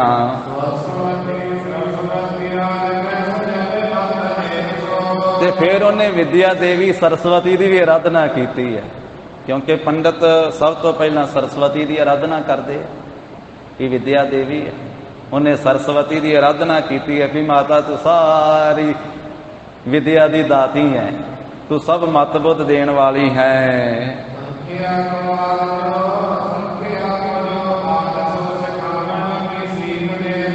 ਇਹ ਗੋਪਾਲ ਪਾਂਧੇ ਨੇ ਆਰਾਧਿਆ ਸਰਸਵਤੀ ਨੂੰ। ਇਸ ਗੱਲ ਨੂੰ ਚੇਤੇ ਰੱਖਣਾ ਨਾਲ ਨਾਲ ਵੀ ਮਹਾਰਾਜ ਸਾਹਿਬ ਨੂੰ ਪੜ੍ਹਾਉਣ ਲੱਗਾ ਤੇ ਗੋਪਾਲ ਪਾਂਧੇ ਨੇ ਮਹੂਰਤ ਸੋਧ ਕੇ ਤੇ ਫਿਰ ਸਰਸਵਤੀ ਦੇਵੀ ਦੀ ਉਹਨੇ ਆਰਾਧਨਾ ਕੀਤੀ। ਮਹਾਰਾਜ ਦਾ ਨਹੀਂ ਇਹਦੇ ਨਾਲ ਸੰਬੰਧ ਕੋਈ, ਪੜ੍ਹਾਉਣ ਵਾਲੇ ਨੇ ਆਰਾਧਿਆ ਹੈ। ਤੇ ਫਿਰ ਜੋ ਸੰਖਿਆ ਦਾ ਆਦ ਵਾ ਕਿ ਜਿੱਥੋਂ ਪੜ੍ਹਾਈ ਸ਼ੁਰੂ ਹੁੰਦੀ ਹੈ, ਜੋ ਆਦ ਸੰਖਿਆ ਹੈ, ਸੰਖਿਆ ਦਾ ਮੁੱਢ ਹੈ ਜਿੱਥੋਂ ਸ਼ੁਰੂ ਕਰਨੇ, ਉਹ ਸਿਖਾਉਣ ਲੱਗਾ ਹੈ। ਕਹਿੰਦੇ ਵੀ ਜੋ ਸੰਖਿਆ ਤੋਂ ਅਸੰਖ ਹੈ ਨਾ, ਉਸ ਨੂੰ ਸੰਖਿਆ ਸਿਖਾਉਣ ਦਾ ਯਤਨ ਕਰਦਾ ਹੈ ਵੀ ਜਿਹਦੀ ਸੰਖਿਆ ਹੋ ਹੀ ਨਹੀਂ ਸਕਦੀ, ਜਿਹੜਾ ਸਭ ਲੇਖੇ ਜੋਖੇ ਤੋਂ ਪਰੇ ਹੈ। ਧੰਨ ਗੁਰੂ ਨਾਨਕ ਦੇਵ ਸਾਹਿਬ ਮਹਾਰਾਜ, ਪਰਮੇਸ਼ਰ ਦੀ ਸੰਖਿਆ ਕੌਣ ਕਰ ਸਕਦਾ, ਗਿਣਤੀ ਕੌਣ ਕਰ ਸਕਦਾ ਹੈ, ਲੇਖਾ ਜੋਖਾ ਕੌਣ ਕਰ ਸਕਦਾ ਹੈ। ਜੋ ਸੰਖਿਆ ਤੋਂ ਅਸੰਖ ਹੈ ਤਾਂ ਉਸ ਨੂੰ ਸੰਖਿਆ ਸਿਖਾਉਣ ਦਾ ਯਤਨ ਕਰਦਾ ਹੈ। ਕੌਣ ਸਿਖਾ ਸਕਦਾ? ਕੋਈ ਨਹੀਂ ਸਿਖਾ ਸਕਦਾ ਹੈ। ਪਿਤਾ ਜੀ ਬਿਠਾ ਕੇ ਗਏ ਸੀ ਕਿ ਪੁੱਤਰ ਇਹ ਗੋਪਾਲ ਪਾਂਧੇ ਪਾਸ ਬੈਠ ਜਾ ਤੇ ਪੜ੍ਹਾਉਣਗੇ ਤੇ ਤੂੰ ਪੜ੍ਹੀ। ਹੁਣ ਪਹਿਲੇ ਦਿਨ ਇਹ ਬਚਨ ਕਰਕੇ ਗਏ ਪਿਤਾ ਜੀ, ਇਸ ਕਰਕੇ ਪਿਤਾ ਜੀ ਦਾ ਆਦਰ ਵੀ ਰੱਖਣਾ ਸੀ।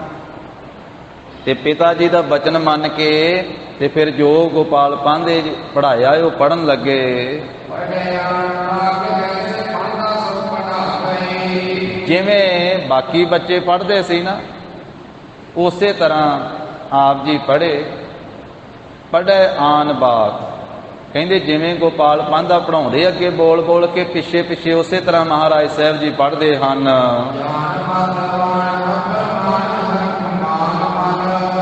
ਪਹਿਲੇ ਦਿਨ ਜੋ ਪੜ੍ਹਾਇਆ ਨਾ ਗੋਪਾਲ ਪਾਂਧੇ ਨੇ, ਮਹਾਰਾਜ ਸਾਹਿਬ ਜੀ ਫਟਾਫਟ ਪੜ੍ਹ ਦਿੱਤਾ।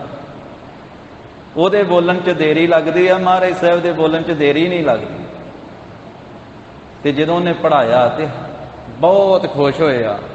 ਉਹਨੇ ਜਾਣਿਆ ਕਿ ਬਹੁਤ ਸਿਆਣਾ ਬਾਲਕ ਹੈ, ਬਹੁਤ ਮਤਵਾਨ ਹੈ। ਤੇ ਇੰਨੀ ਖੁਸ਼ੀ ਹੋਈ, ਕਹਿੰਦੇ ਵੀ ਉਹਦਾ ਪ੍ਰਮਾਣ ਅੰਦਾਜ਼ਾ ਹੀ ਨਹੀਂ ਲਾਇਆ ਜਾ ਸਕਦਾ ਪੜ੍ਹਾਉਣ ਵਾਲੇ ਨੂੰ ਜਿੰਨੀ ਖੁਸ਼ੀ ਹੋਈ। ਕਿਉਂਕਿ ਪੜ੍ਹਾਉਣ ਵਾਲੇ ਨੂੰ ਖੁਸ਼ੀ ਉਦੋਂ ਹੁੰਦੀ ਹੈ ਜਦੋਂ ਪੜ੍ਹਨ ਵਾਲਾ ਅੱਗੇ ਐ ਸਾਫ ਜਾਣ ਸੁਚੇਤ ਹੋਵੇ ਤੇ ਗੱਲ ਕਹੀ ਹੋਈ ਨੂੰ ਉਸੇ ਵੇਲੇ ਉਹ ਫੜਦਾ ਹੋਵੇ, ਧਾਰਨ ਕਰਦਾ ਹੋਵੇ। ਤੇ ਉਸਤਾਦ ਨੂੰ ਫਿਰ ਖੁਸ਼ੀ ਹੁੰਦੀ ਪੜ੍ਹਾਉਣ ਵਾਲੇ ਨੂੰ ਵੀ ਮੇਰਾ ਬੋਲਿਆ ਹੋਇਆ, ਮੇਰਾ ਪੜ੍ਹਾਇਆ ਹੋਇਆ ਸਫਲਾ ਹੋਇਆ। ਤੇ ਜੇ ਉਹਨੂੰ 10-10 ਵਾਰੀ 20 ਵਾਰੀ ਮੱਥਾ ਮਾਰਨਾ ਪਵੇ ਤੇ ਉਹ ਵੀ ਅੱਕ ਜਾਂਦਾ ਵੀ ਇਹਦੇ ਪੱਲੇ ਕੁਛ ਨਹੀਂ ਪੈਂਦਾ। ਤੇ ਉਹ ਜੋ ਪੜ੍ਹਾਇਆ ਪਹਿਲੀ ਵਾਰੀ ਉਹਨੇ ਦੱਸਿਆ ਤੇ ਮਹਾਰਾਜ ਸਾਹਿਬ ਜੀ ਨੇ ਉਸੇ ਵੇਲੇ ਪੜ੍ਹ ਦਿੱਤਾ। ਜਾਨ ਮਤਵਾਨ ਅਪਰਮਾਨ ਹਰਖਮਾਨ ਮਨ। ਮਨ ਦੇ ਵਿੱਚ ਕਹਿੰਦੇ ਵੀ ਪ੍ਰਮਾਣ ਤੋਂ ਰਹਿਤ ਬੇਅੰਤ ਖੁਸ਼ੀ ਮੰਨੀ ਹੈ ਪੜ੍ਹਾਉਣ ਵਾਲੇ ਉਸਤਾਦ ਨੇ। ਗੋਪਾਲ ਪਾਂਧੇ ਨੇ ਫਿਰ ਅਨੁਮਾਨ ਲਾਇਆ ਆਪਣੇ ਮਨ ਵਿੱਚ, ਕਹਿੰਦਾ ਵੀ ਇਹ ਪਟਵਾਰੀ ਦਾ ਪੁੱਤਰ ਛੇਤੀ ਪੜ੍ਹ ਜਾਵੇਗਾ, ਇਹ ਦੇਰੀ ਨਹੀਂ ਲਾਵੇਗਾ, ਇਹ ਬਹੁਤ ਸਿਆਣਾ ਹੈ, ਬਹੁਤ ਸਮਝਵਾਨ ਹੈ, ਇਹਦੀ ਮੱਤ ਬੜੀ ਕੰਮ ਕਰਦੀ ਹੈ। ਮੈਂ ਇੱਕੇ ਵਾਰੀ ਦੱਸਦਾ ਤੇ ਉਸੇ ਵੇਲੇ ਹੀ ਇਹ ਪੜ੍ਹ ਲੈਂਦਾ, ਬਹੁਤ ਛੇਤੀ ਪੜ੍ਹ ਜਾਵੇਗਾ, ਦੇਰੀ ਨਹੀਂ ਲਗਾਵੇਗਾ। ਵੀ ਪਿਤਾ ਜੀ ਕਹਿ ਕੇ ਗਏ ਸੀ ਵੀ ਪਾਂਧਾ ਜੀ ਮੇਰੇ ਪੁੱਤਰ ਨੂੰ ਸਿਆਣਾ ਕਰ ਦੇਵੇਂਗਾ, ਵਿਦਿਆ ਵਿੱਚ ਨਿਪੁੰਨ ਕਰ ਦੇਵੇਂਗਾ ਤੇ ਤੈਨੂੰ ਮੈਂ ਭੇਟਾ ਦੇਵਾਂਗਾ। ਹੁਣ ਮਨ ਵਿੱਚ ਸੋਚਦੇ ਕਹਿੰਦੇ ਵੀ ਇਹ ਜਦੋਂ ਛੇਤੀ ਪੜ੍ਹ ਜਾਵੇਗਾ ਨਾ ਫਿਰ ਮਹਿਤਾ ਕਲਿਆਣ ਚੰਦ ਕੋਲੋਂ ਖੁੱਲਾ ਧਨ ਪ੍ਰਾਪਤ ਕਰਾਂਗਾ।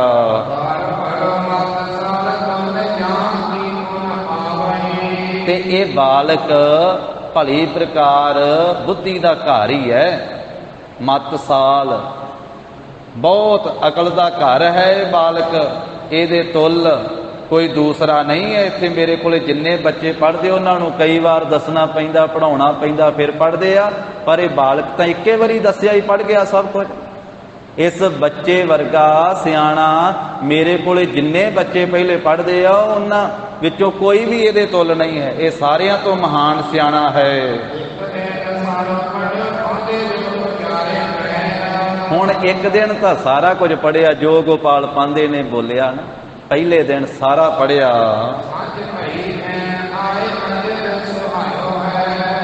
ਸ਼ਾਮਾਂ ਪੈ ਗਈਆਂ, ਜਦੋਂ ਫਿਰ ਘਰੇ ਆਏ ਉੱਥੇ ਸਮਾਪਤੀ ਹੋਈ ਪਾਠਸ਼ਾਲਾ। ਜਿਸ ਵੇਲੇ ਛੁੱਟੀ ਹੋਈ ਤੇ ਮਹਾਰਾਜ ਸਾਹਿਬ ਘਰੇ ਆਏ ਤੇ ਘਰ ਆਉਣ ਦੇ ਨਾਲ ਗੁਰੂ ਸਾਹਿਬ ਜੀ ਦੇ ਘਰ ਦਾ ਵਿਹੜਾ ਸੋਭਨੀਕ ਹੋ ਗਿਆ। ਜਿਸ ਵਿਹੜੇ ਦੇ ਵਿੱਚ ਆਪ ਫਿਰ ਖੇਡੇ ਆ, ਵਿਚਰੇ ਆ। ਸੰਧਿਆ ਵੇਲੇ ਜਦੋਂ ਘਰੇ ਆਏ ਤੇ ਅਜਰ ਕਹੀਏ ਵਿਹੜਾ ਸੋਭਨੀਕ ਹੋਇਆ ਹੈ। ਜਦੋਂ ਮਾਤਾ ਨੇ ਵੇਖਿਆ ਨਾ ਕਿ ਅੱਜ ਮੇਰਾ ਪੁੱਤਰ ਪੜ੍ਹ ਕੇ ਆਇਆ ਵਾ, ਧੰਨ ਮਾਤਾ ਤ੍ਰਿਪਤਾ ਜੀ ਵੀ ਬੜੇ ਖੁਸ਼ ਹੋਏ। ਵੇਖ ਕੇ ਆਪਣੇ ਪੁੱਤਰ ਨੂੰ ਲੈ ਕੇ ਆਪਣੀ ਗੋਦੀ ਵਿੱਚ ਬਿਠਾ ਲਿਆ ਹੈ। ਮਾਤਾ ਜੀ ਨੇ ਪੁੱਛਿਆ ਪੁੱਤਰ ਕੀ ਪੜ੍ਹ ਕੇ ਆਇਆ ਅੱਜ? ਕਹਿਣ ਲੱਗੇ ਮਾਤਾ ਜੀ ਪਹਾੜਾ ਪੜ੍ਹ ਕੇ ਆਇਆ। ਆਪਣੇ ਮੁਖ ਤੋਂ ਸਾਰਾ ਪਹਾੜਾ ਜ਼ੁਬਾਨੀ ਸੁਣਾ ਦਿੱਤਾ ਮਾਤਾ ਜੀ ਪਹਿਲੇ ਦਿਨ। ਅੱਜ ਪਾਂਧਾ ਜੀ ਨੇ ਆ ਪਹਾੜਾ ਪੜ੍ਹਾਇਆ ਸੀ ਮੈਨੂੰ ਤੇ ਮਾਤਾ ਜੀ ਨੂੰ ਸਾਰਾ ਹੀ ਸੁਣਾ ਦਿੱਤਾ ਪਹਿਲੇ ਦਿਨ ਹੀ।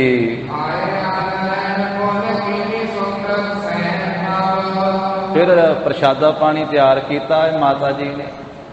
ਜਗਤ ਗੁਰੂ ਧੰਨ ਸ੍ਰੀ ਗੁਰੂ ਨਾਨਕ ਦੇਵ ਸਾਹਿਬ ਮਹਾਰਾਜ ਜੀ ਨੇ ਛਕਿਆ ਹੈ। ਰਾਤ ਪੈ ਗਈ ਹੈ, ਸੁੱਖ ਦੇ ਨਾਲ ਸੌਣਾ ਕੀਤਾ ਹੈ।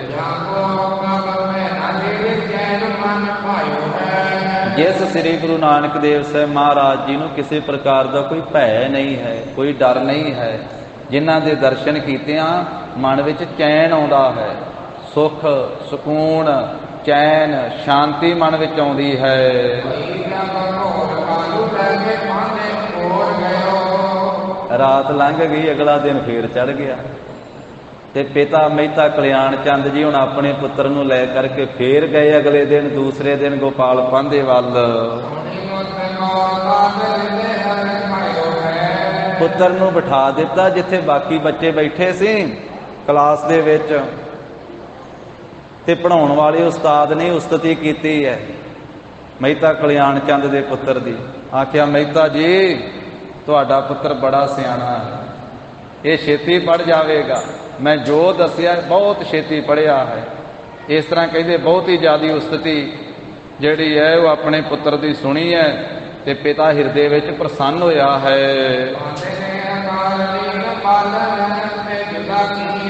ਪਿਤਾ ਜੀ ਛੱਡ ਕੇ ਵਾਪਸ ਘਰ ਨੂੰ ਆ ਗਏ, ਆਪਣਾ ਘਰ ਦਾ ਕੰਮ ਕਾਰ ਕਰਨ, ਪਟਵਾਰੀ ਦੀ ਕਾਰ ਕਰਨ ਵਾਸਤੇ। ਤੇ ਗੋਪਾਲ ਪਾਂਧੇ ਨੇ ਸ੍ਰੀ ਨਾਨਕ ਜੀ ਮਹਾਰਾਜ ਜੀ ਨੂੰ ਬਾਕੀ ਬੱਚਿਆਂ ਤੋਂ ਵੱਖਰਾ ਕਰ ਲਿਆ ਬੁਲਾ ਕੇ, ਕਿ ਇਹਨੂੰ ਵੱਖਰਾ ਹੀ ਪੜ੍ਹਾਵਾਂਗਾ ਮੈਂ, ਇਹ ਛੇਤੀ ਪੜ੍ਹ ਜਾਵੇਗਾ। ਪਾਂਧੇ ਨੇ ਹਕਾਰ ਲੀਨ, ਪਾਂਧੇ ਨੇ ਬੁਲਾ ਲਿਆ ਆਪ ਜੀ ਨੂੰ, ਬਾਲਣ ਤੇ ਜੁਦਾ ਕੀਨ, ਬਾਕੀ ਸਾਰੀ ਕਲਾਸ ਨਾਲੋਂ ਜੁਦਾ ਹੀ ਕਰ ਲਿਆ, ਵੱਖਰਾ ਕਰ ਲਿਆ।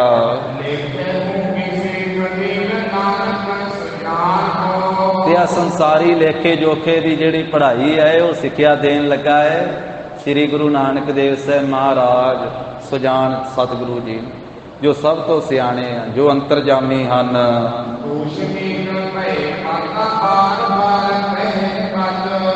ਹੁਣ ਮਹਾਰਾਜ ਨੇ ਮੌਨ ਹੀ ਧਾਰ ਲਈ ਹੈ, ਤੂਸ਼ਨੀਕ ਕਹੀਏ ਚੁੱਪ ਹੋ ਕੇ ਬਹਿ ਗਏ, ਅੱਜ ਨਹੀਂ ਬੋਲਦੇ ਕੁਝ ਵੀ। ਗੋਪਾਲ ਪਾਂਧਾ ਪੜ੍ਹਾਉਣ ਦਾ ਯਤਨ ਕਰਦਾ, ਉਹ ਬੋਲਦਾ ਅੱਗੇ, ਪਰ ਮਹਾਰਾਜ ਚੁੱਪ ਕਰਕੇ ਬੈਠੇ, ਨੀਵੀਂ ਪਾ ਲਈ ਆ ਤੇ ਚੁੱਪ ਕਰਕੇ ਬਹਿ ਗਏ। ਉਹ ਕਹਿੰਦਾ ਕਿ ਸ੍ਰੀ ਨਾਨਕ ਜੀ ਬੋਲੋ, ਨਾਨਕ ਬੋਲ।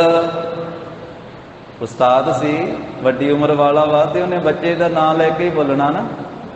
ਉਹ ਕਹਿੰਦਾ ਕਿ ਪੁੱਤਰ ਬੋਲ, ਤੇ ਮਹਾਰਾਜ ਸਾਹਿਬ ਜੀ ਚੁੱਪ ਕਰਕੇ ਬੈਠੇ। ਪਾਂਧਾ ਵਾਰ-ਵਾਰ ਕਹਿੰਦਾ ਹੈ ਤੇ ਫਿਰ ਗੁੱਸਾ ਵੀ ਚੜ੍ਹਨਾ, ਜਦੋਂ ਮੈਂ ਵਾਰ-ਵਾਰ ਕਹਿ ਰਿਹਾ ਤੇ ਬੋਲਦੇ ਹੀ ਨਹੀਂ, ਸੁਭਾਵਿਕ ਹੀ ਹੈ ਰੋਸ ਜਿਹਾ ਆਉਣਾ। ਉਹ ਵਾਰ-ਵਾਰ ਕਹਿ ਰਿਹਾ ਪਰ ਮਹਾਰਾਜ ਨਹੀਂ ਬੋਲਦੇ ਹਨ।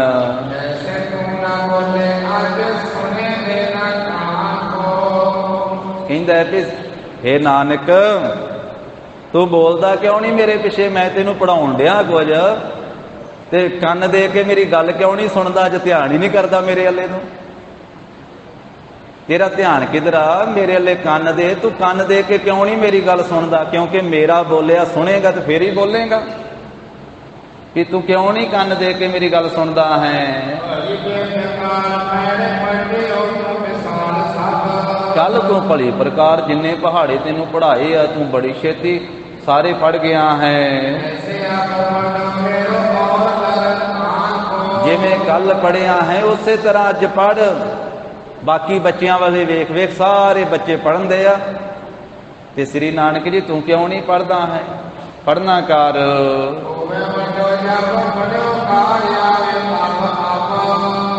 ਜਦੋਂ ਵੱਡਾ ਹੋਵੇਗਾ ਨਾ, ਅੱਜ ਦਾ ਪੜ੍ਹਿਆ ਹੋਇਆ, ਇਹ ਬਚਪਨ ਦਾ ਪੜ੍ਹਿਆ ਹੋਇਆ ਤੇਰੇ ਕੰਮ ਆਵੇਗਾ।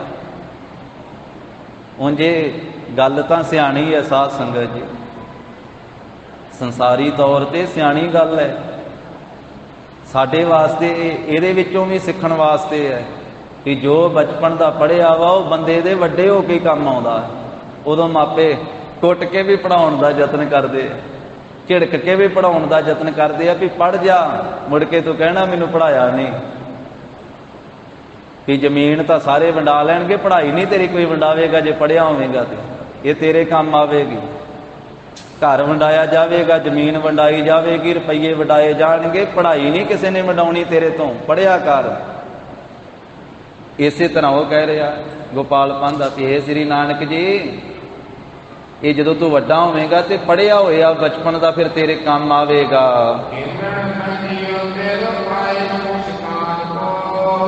ਅਬ ਖੇਲਣ ਮੈਂ ਜੀਓ ਤੇਰੋ, ਹੁਣ ਤੇਰਾ ਖੇਡਾਂ ਦੇ ਵਿੱਚ ਜੀਓ ਹੈ।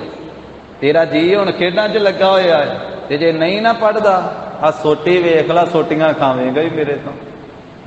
ਗੋਪਾਲ ਪਾਂਧੇ ਨੇ ਆਖਿਆ ਖਾਏ ਸ਼ੂਸ਼ ਕਾਨ ਕੋ, ਸੋਟੀਆਂ ਖਾਵੇਂਗਾ ਜੇ ਨਹੀਂ ਪੜੇਗਾ।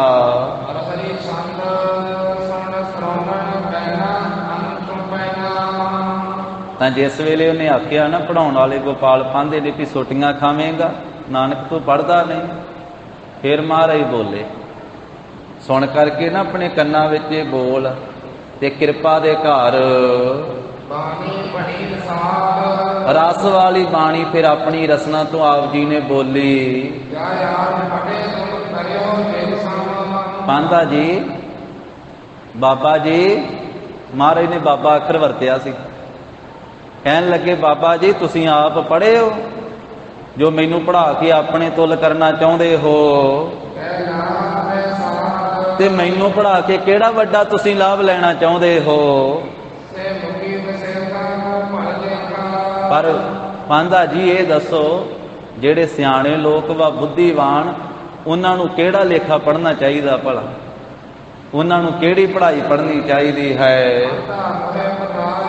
ਇਹ ਪਾਂਧਾ ਜੀ ਮੈਨੂੰ ਦੱਸੋ, ਤੁਸੀਂ ਮੈਨੂੰ ਇਹ ਉੱਤਰ ਦਿਓ ਵੀ ਜਿਹੜੇ ਬੁੱਧੀਮਾਨ ਲੋਕ ਵਾ ਉਹਨਾਂ ਨੂੰ ਕਿਹੜੀ ਪੜ੍ਹਾਈ ਪੜ੍ਹਨੀ ਚਾਹੀਦੀ, ਉਹਨਾਂ ਨੂੰ ਕਿਹੜਾ ਲੇਖਾ ਸਿੱਖਣਾ ਚਾਹੀਦਾ। ਮੈਨੂੰ ਇਹ ਉੱਤਰ ਦਿਓ ਤੇ ਮੇਰੇ ਮਨ ਨੂੰ ਸਮਝਾਓ।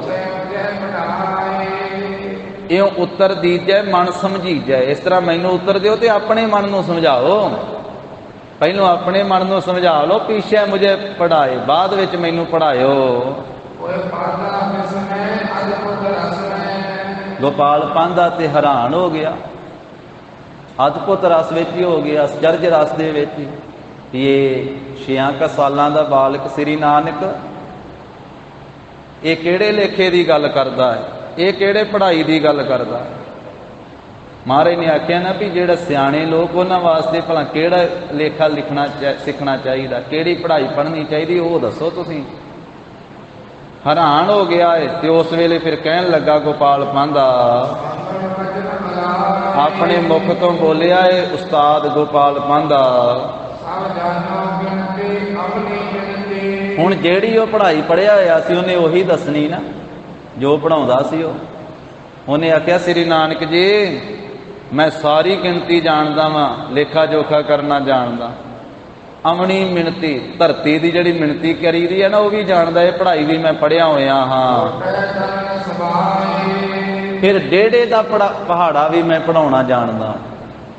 ਉਂਝ ਕਿਹਾ ਜਾਂਦਾ ਹੈ ਨਾ ਵੀ ਹੁਣ ਪੜ੍ਹਾਈ ਜਿਹੜੀ ਹੈ ਬੜੀ ਤੇਜ਼ ਹੈ, ਪਰ ਜਿਹੜੀ ਪੜ੍ਹਾਈ ਪੁਰਾਣੇ ਬਜ਼ੁਰਗਾਂ ਵੇਲੇ ਪੜ੍ਹਾਈ ਜਾਂਦੀ ਸੀ ਉਹ ਪੜ੍ਹਾਈ ਹੁਣ ਨਹੀਂ ਪੜ੍ਹਾਈ ਜਾਂਦੀ। ਉਦੋਂ ਮੁਹਾਰਨੀ ਪੜ੍ਹਾਈ ਜਾਂਦੀ ਸੀ, ਹੁਣ ਮੁਹਾਰਨੀ ਕੌਣ ਪੜ੍ਹਾਉਂਦਾ। ਜੇ ਗੁਰਮੁਖੀ ਪੜ੍ਹਨੀ ਹੈ ਸਾਨੂੰ ਤੇ ਮੁਹਾਰਨੀ ਪੜ੍ਹਨੀ ਪਵੇਗੀ। ਮੁਹਾਰਨੀ ਤੋਂ ਹੀ ਪਤਾ ਲੱਗਦਾ ਵੀ ਮੁਕਤਾ ਅੱਖਰ ਕਿਵੇਂ ਬੋਲੀਦਾ ਹੈ, ਕੰਨਾ ਕਿਵੇਂ ਬੋਲੀਦਾ, ਸਿਹਾਰੀ ਕਿਵੇਂ ਬੋਲੀ ਦੀ, ਬਿਹਾਰੀ ਕਿਵੇਂ ਬੋਲੀ ਦੀ, ਔਂਕੜ ਦੀ ਆਵਾਜ਼ ਕੀ ਹੈ, ਦਲੈਂਕੜ ਦੀ ਕੀ ਹੈ, ਲਾਂ ਦੀ ਕੀ ਹੈ, ਦੁਲਾਵਾਂ ਦੀ ਕੀ ਹੈ, ਟਿੱਪੀ ਬਿੰਦੀ ਦੀ ਆਵਾਜ਼ ਕੀ, ਹੋੜੇ ਕਨੌੜੇ ਦੀ ਕੀ ਹੈ। ਪਰ ਹੁਣ ਸਕੂਲਾਂ ਦੇ ਵਿੱਚ ਮੁਹਾਰਨੀ ਕੋਈ ਨਹੀਂ ਪੜ੍ਹਾਉਂਦਾ, ਵਿਰਲੇ ਵਿਰਲੇ ਕਿਤੇ ਕਿਤੇ ਕੋਈ ਪੜ੍ਹਾਉਂਦਾ। ਤੇ ਪੁਰਾਣੇ ਸਮੇਂ ਦੇ ਵਿੱਚ ਡੇੜੇ ਦਾ ਪਹਾੜਾ ਵੀ ਪੜ੍ਹਾਇਆ ਜਾਂਦਾ ਸੀ, ਡੇਢ ਦਾ ਪਹਾੜਾ। ਹੁਣ ਤਾਂ ਦੂਏ ਤੋਂ ਹੀ ਸ਼ੁਰੂ ਹੁੰਦਾ ਨਾ, ਤਾਂ ਕਹਿੰਦੇ ਹਨ ਪੜ੍ਹਾਉਣ ਵਾਲੇ, ਕਹਿੰਦੇ ਵੀ ਡੋਢੇ ਗਣਨ ਸਵਾਏ, ਜਿਹੜਾ ਡੇੜੇ ਦਾ ਗਿਣਤੀ ਕਰਨੀ ਉਹ ਵੀ ਮੈਂ ਪੜ੍ਹਾਉਂਦਾ ਹਾਂ, ਤੇ ਸਵਾਏ ਦਾ ਪਹਾੜਾ ਵੀ ਪੜ੍ਹਾਉਂਦਾ ਹਾਂ।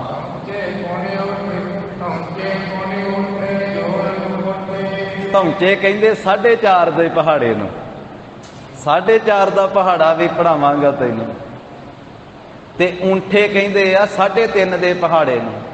ਹੁਣ ਤਾਂ ਸਿੱਧਾ ਹੀ ਆ ਦੂਏ ਦਾ, ਤੀਏ ਦਾ, ਚੌਕੇ ਦਾ, 4 ਦਾ ਪਹਾੜਾ, 5 ਦਾ। ਹੁਣ 4.5 ਦਾ, 3.5 ਦਾ ਤਾਂ ਨਹੀਂ ਕੋਈ ਪੜ੍ਹਾਉਂਦਾ। ਤੋ ਉਹ ਕਹਿੰਦਾ ਵਾ ਵੀ ਮੈਂ ਤੈਨੂੰ 4.5 ਦਾ ਪਹਾੜਾ ਵੀ ਤੇ ਇਸੇ ਤਰ੍ਹਾਂ 3.5 ਦਾ ਪਹਾੜਾ ਵੀ, ਜੋਰਨ ਕੋਠੇ। ਫਿਰ ਜਿਹੜੇ ਇਹ ਮਕਾਨਾਂ ਦੀ ਗਿਣਤੀ ਮਿਣਤੀ ਕਰਨੀ ਹੈ, ਜ਼ਮੀਨ ਦੀ ਤੇ ਕੋਠਿਆਂ ਦੀ, ਇਹ ਵੀ ਪੜ੍ਹਾਈ ਮੈਂ ਪੜ੍ਹਾਉਂਦਾ ਹਾਂ। ਤੇ ਫਿਰ ਵੱਖ ਵੱਖ ਪਿੰਡਾਂ ਦੀ ਜਿਹੜੀ ਪਟਵਾਰੀ ਦੀ ਕਾਰ, ਇਹ ਵੀ ਸਾਰੀ ਮੈਂ ਪੜ੍ਹਾਉਂਦਾ ਹਾਂ। ਇਹ ਸ੍ਰੀ ਨਾਨਕ ਜੀ ਇਹ ਸਾਰੀ ਪੜ੍ਹਾਈ ਤੇਰੇ ਕੰਮ ਆਉਣ ਵਾਲੀ ਆ। ਤੇਰੇ ਪਿਤਾ ਜੀ ਕਹਿ ਕੇ ਗਏ ਆ ਕਿ ਇਹਨੂੰ ਪੜ੍ਹਾ ਕੇ ਵਿਦਵਾਨ ਬਣਾ ਦੇ, ਤੇ ਇਹ ਪੜ੍ਹਾਈ ਪੜ੍ਹ ਜਾਵੇਂਗਾ। ਇਸ ਪੜ੍ਹਾਈ ਦੇ ਅਨੁਸਾਰ ਹੀ ਹੈ ਤੇਰੀ ਰੋਜੀ, ਤੂੰ ਪੜ੍ਹ ਜਾਵੇਂਗਾ ਤੇ ਆਪਣੇ ਪਿਤਾ ਵਾਂਗੂ ਪਟਵਾਰੀ ਲੱਗ ਜਾਵੇਂਗਾ। ਕਿਉਂ ਨਹੀਂ ਇਹ ਧਾਰ ਕੇ ਪੜ੍ਹਦੇ ਹੋ? ਕੱਲ ਬੜਾ ਸੋਹਣਾ ਪੜ੍ਹੇ ਸੀ, ਅੱਜ ਨਹੀਂ ਪੜ੍ਹਦੇ ਹੋ। ਮਾਰੇ ਕਹਿਣ ਲੱਗੇ ਪਾਂਧਾ ਜੀ, ਜਿਹੜੀ ਵਿਦਿਆ ਤੁਸੀਂ ਪੜ੍ਹਾਉਂਦੇ ਹੋ ਨਾ, ਇਸ ਪੜ੍ਹਨ ਦੇ ਨਾਲ ਤੇ ਜੀਵ ਆਤਮਾ ਬੰਧਨ ਵਿੱਚ ਪੈ ਜਾਂਦਾ, ਵੱਜ ਜਾਂਦਾ ਹੈ।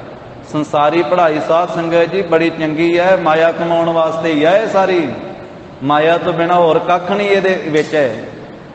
ਜੇ ਧਰਮ ਦੀ ਵਿਦਿਆ ਨਹੀਂ ਪੜ੍ਹੀ ਤੇ ਸਿਰਫ ਰੁਪਈਏ ਕਮਾਉਣ ਵਾਸਤੇ ਹੀ ਹੈ ਸੰਸਾਰੀ ਪੜ੍ਹਾਈ ਜਿੰਨੀ ਹੈ। ਵੀ ਪੜ੍ਹ ਕੇ ਕੋਈ ਨੌਕਰੀ ਮਿਲ ਜਾਵੇਗੀ, ਜਾਂ ਵਿਦੇਸ਼ ਵਿੱਚ ਚਲੇ ਜਾਵਾਂਗੇ, ਜਾਂ ਉੱਥੇ ਆ ਲੱਗ ਜਾਵਾਂਗੇ, ਹੋਰ ਕੀ ਹੈ। ਮਹਾਰਾਜ ਕਹਿੰਦੇ ਵੀ ਪਾਂਧਾ ਜੀ, ਇਸ ਪੜ੍ਹਾਈ ਦੇ ਨਾਲ ਜੀਵ ਆਤਮਾ ਬਚ ਜਾਂਦਾ ਹੈ। ਕੰਨ ਦੇ ਕੇ ਧਿਆਨ ਦੇ ਕੇ ਪਾਂਧਾ ਜੀ ਸੁਣੋ।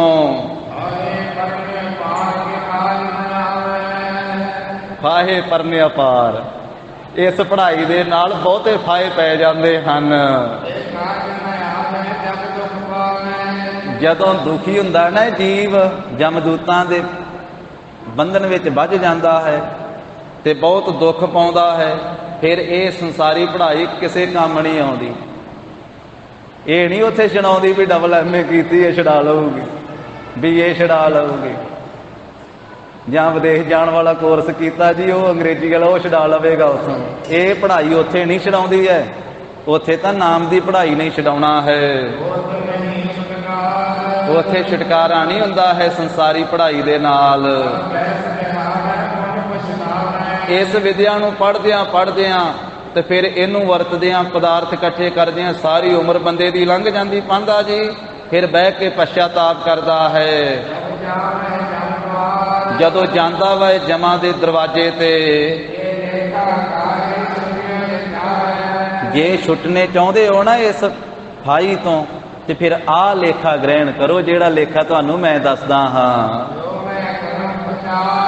ਜਗਤ ਗੁਰੂ ਜੀ ਕਹਿਣ ਲੱਗੇ ਪਾਂਧਾ ਜੀ, ਜੋ ਮੈਂ ਤੁਹਾਨੂੰ ਆ ਦੱਸਦਾ ਵਾਂ ਨਾ ਪੜ੍ਹਾਈ, ਇਹ ਪੜ੍ਹਾਈ ਪੜ੍ਹੋ ਜੇ ਫਾਇ ਕੱਟਣੇ ਆ, ਜੇ ਲੇਖਾ ਮੁਕਾਉਣਾ ਹੈ ਤਾਂ।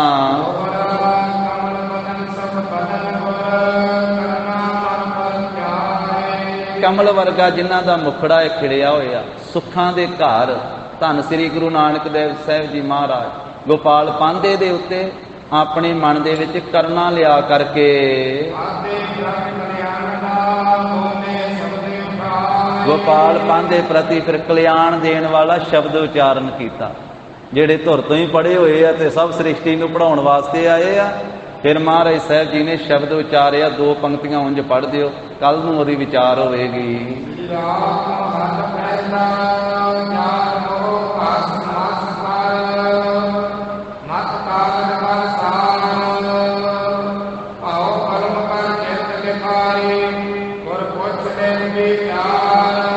ਮਹਾਰਾਜ ਸਾਹਿਬ ਜੀ ਨੇ ਇਹ ਸ੍ਰੀ ਰਾਗ ਦਾ ਸ਼ਬਦ ਉਚਾਰਨ ਕੀਤਾ ਸਾਧ ਸੰਗਤ ਜੀ ਦੂਸਰੇ ਦਿਨ, ਤੇ ਗੋਪਾਲ ਪਾਂਧੇ ਨੂੰ ਦੱਸਿਆ ਵੀ ਇਹ ਸੰਸਾਰੀ ਵਿਦਿਆ ਦੇ ਨਾਲ ਨਾਲ ਆ ਧਰਮ ਦੀ ਵਿਦਿਆ ਪੜ੍ਹੋ ਤੇ ਫਿਰ ਸਭ ਲੇਖਾ ਮੁੱਕ ਜਾਵੇਗਾ, ਸਭ ਫਾਇਦੇ ਜਿਹੜੇ ਉਹ ਕੱਟੇ ਜਾਣਗੇ, ਫਿਰ ਬੰਦ ਖਲਾਸੀ ਹੋਵੇਗੀ। ਗੁਰੂ ਜੀ ਦੇ ਪਵਿੱਤਰ ਇਤਿਹਾਸ ਦੀ ਵਿਚਾਰ ਸਾਂਝੀ ਕਰਦਿਆਂ ਹੋਈਆਂ ਭੁੱਲਾਂ ਚੁੱਕਾਂ ਦੀ ਸਤਿਗੁਰੂ ਜੀ ਗੁਰ ਸੰਗਤ ਜੀ ਖਿਮਾ ਦੇਣੀ। ਦੇਹੋ ਸੱਜਣ ਅਸੀਸੜੀਆਂ ਜਿਉ ਹੋਵੈ ਸਾਹਿਬ ਸਿਉ ਮੇਲ।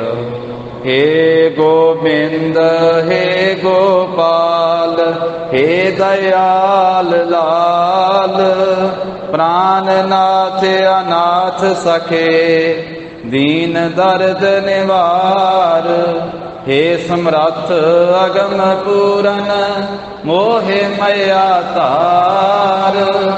अंधकूप महाभयान नानक पारे उतार। आए प्रभ सरनाग दे कृपा निध दयाल।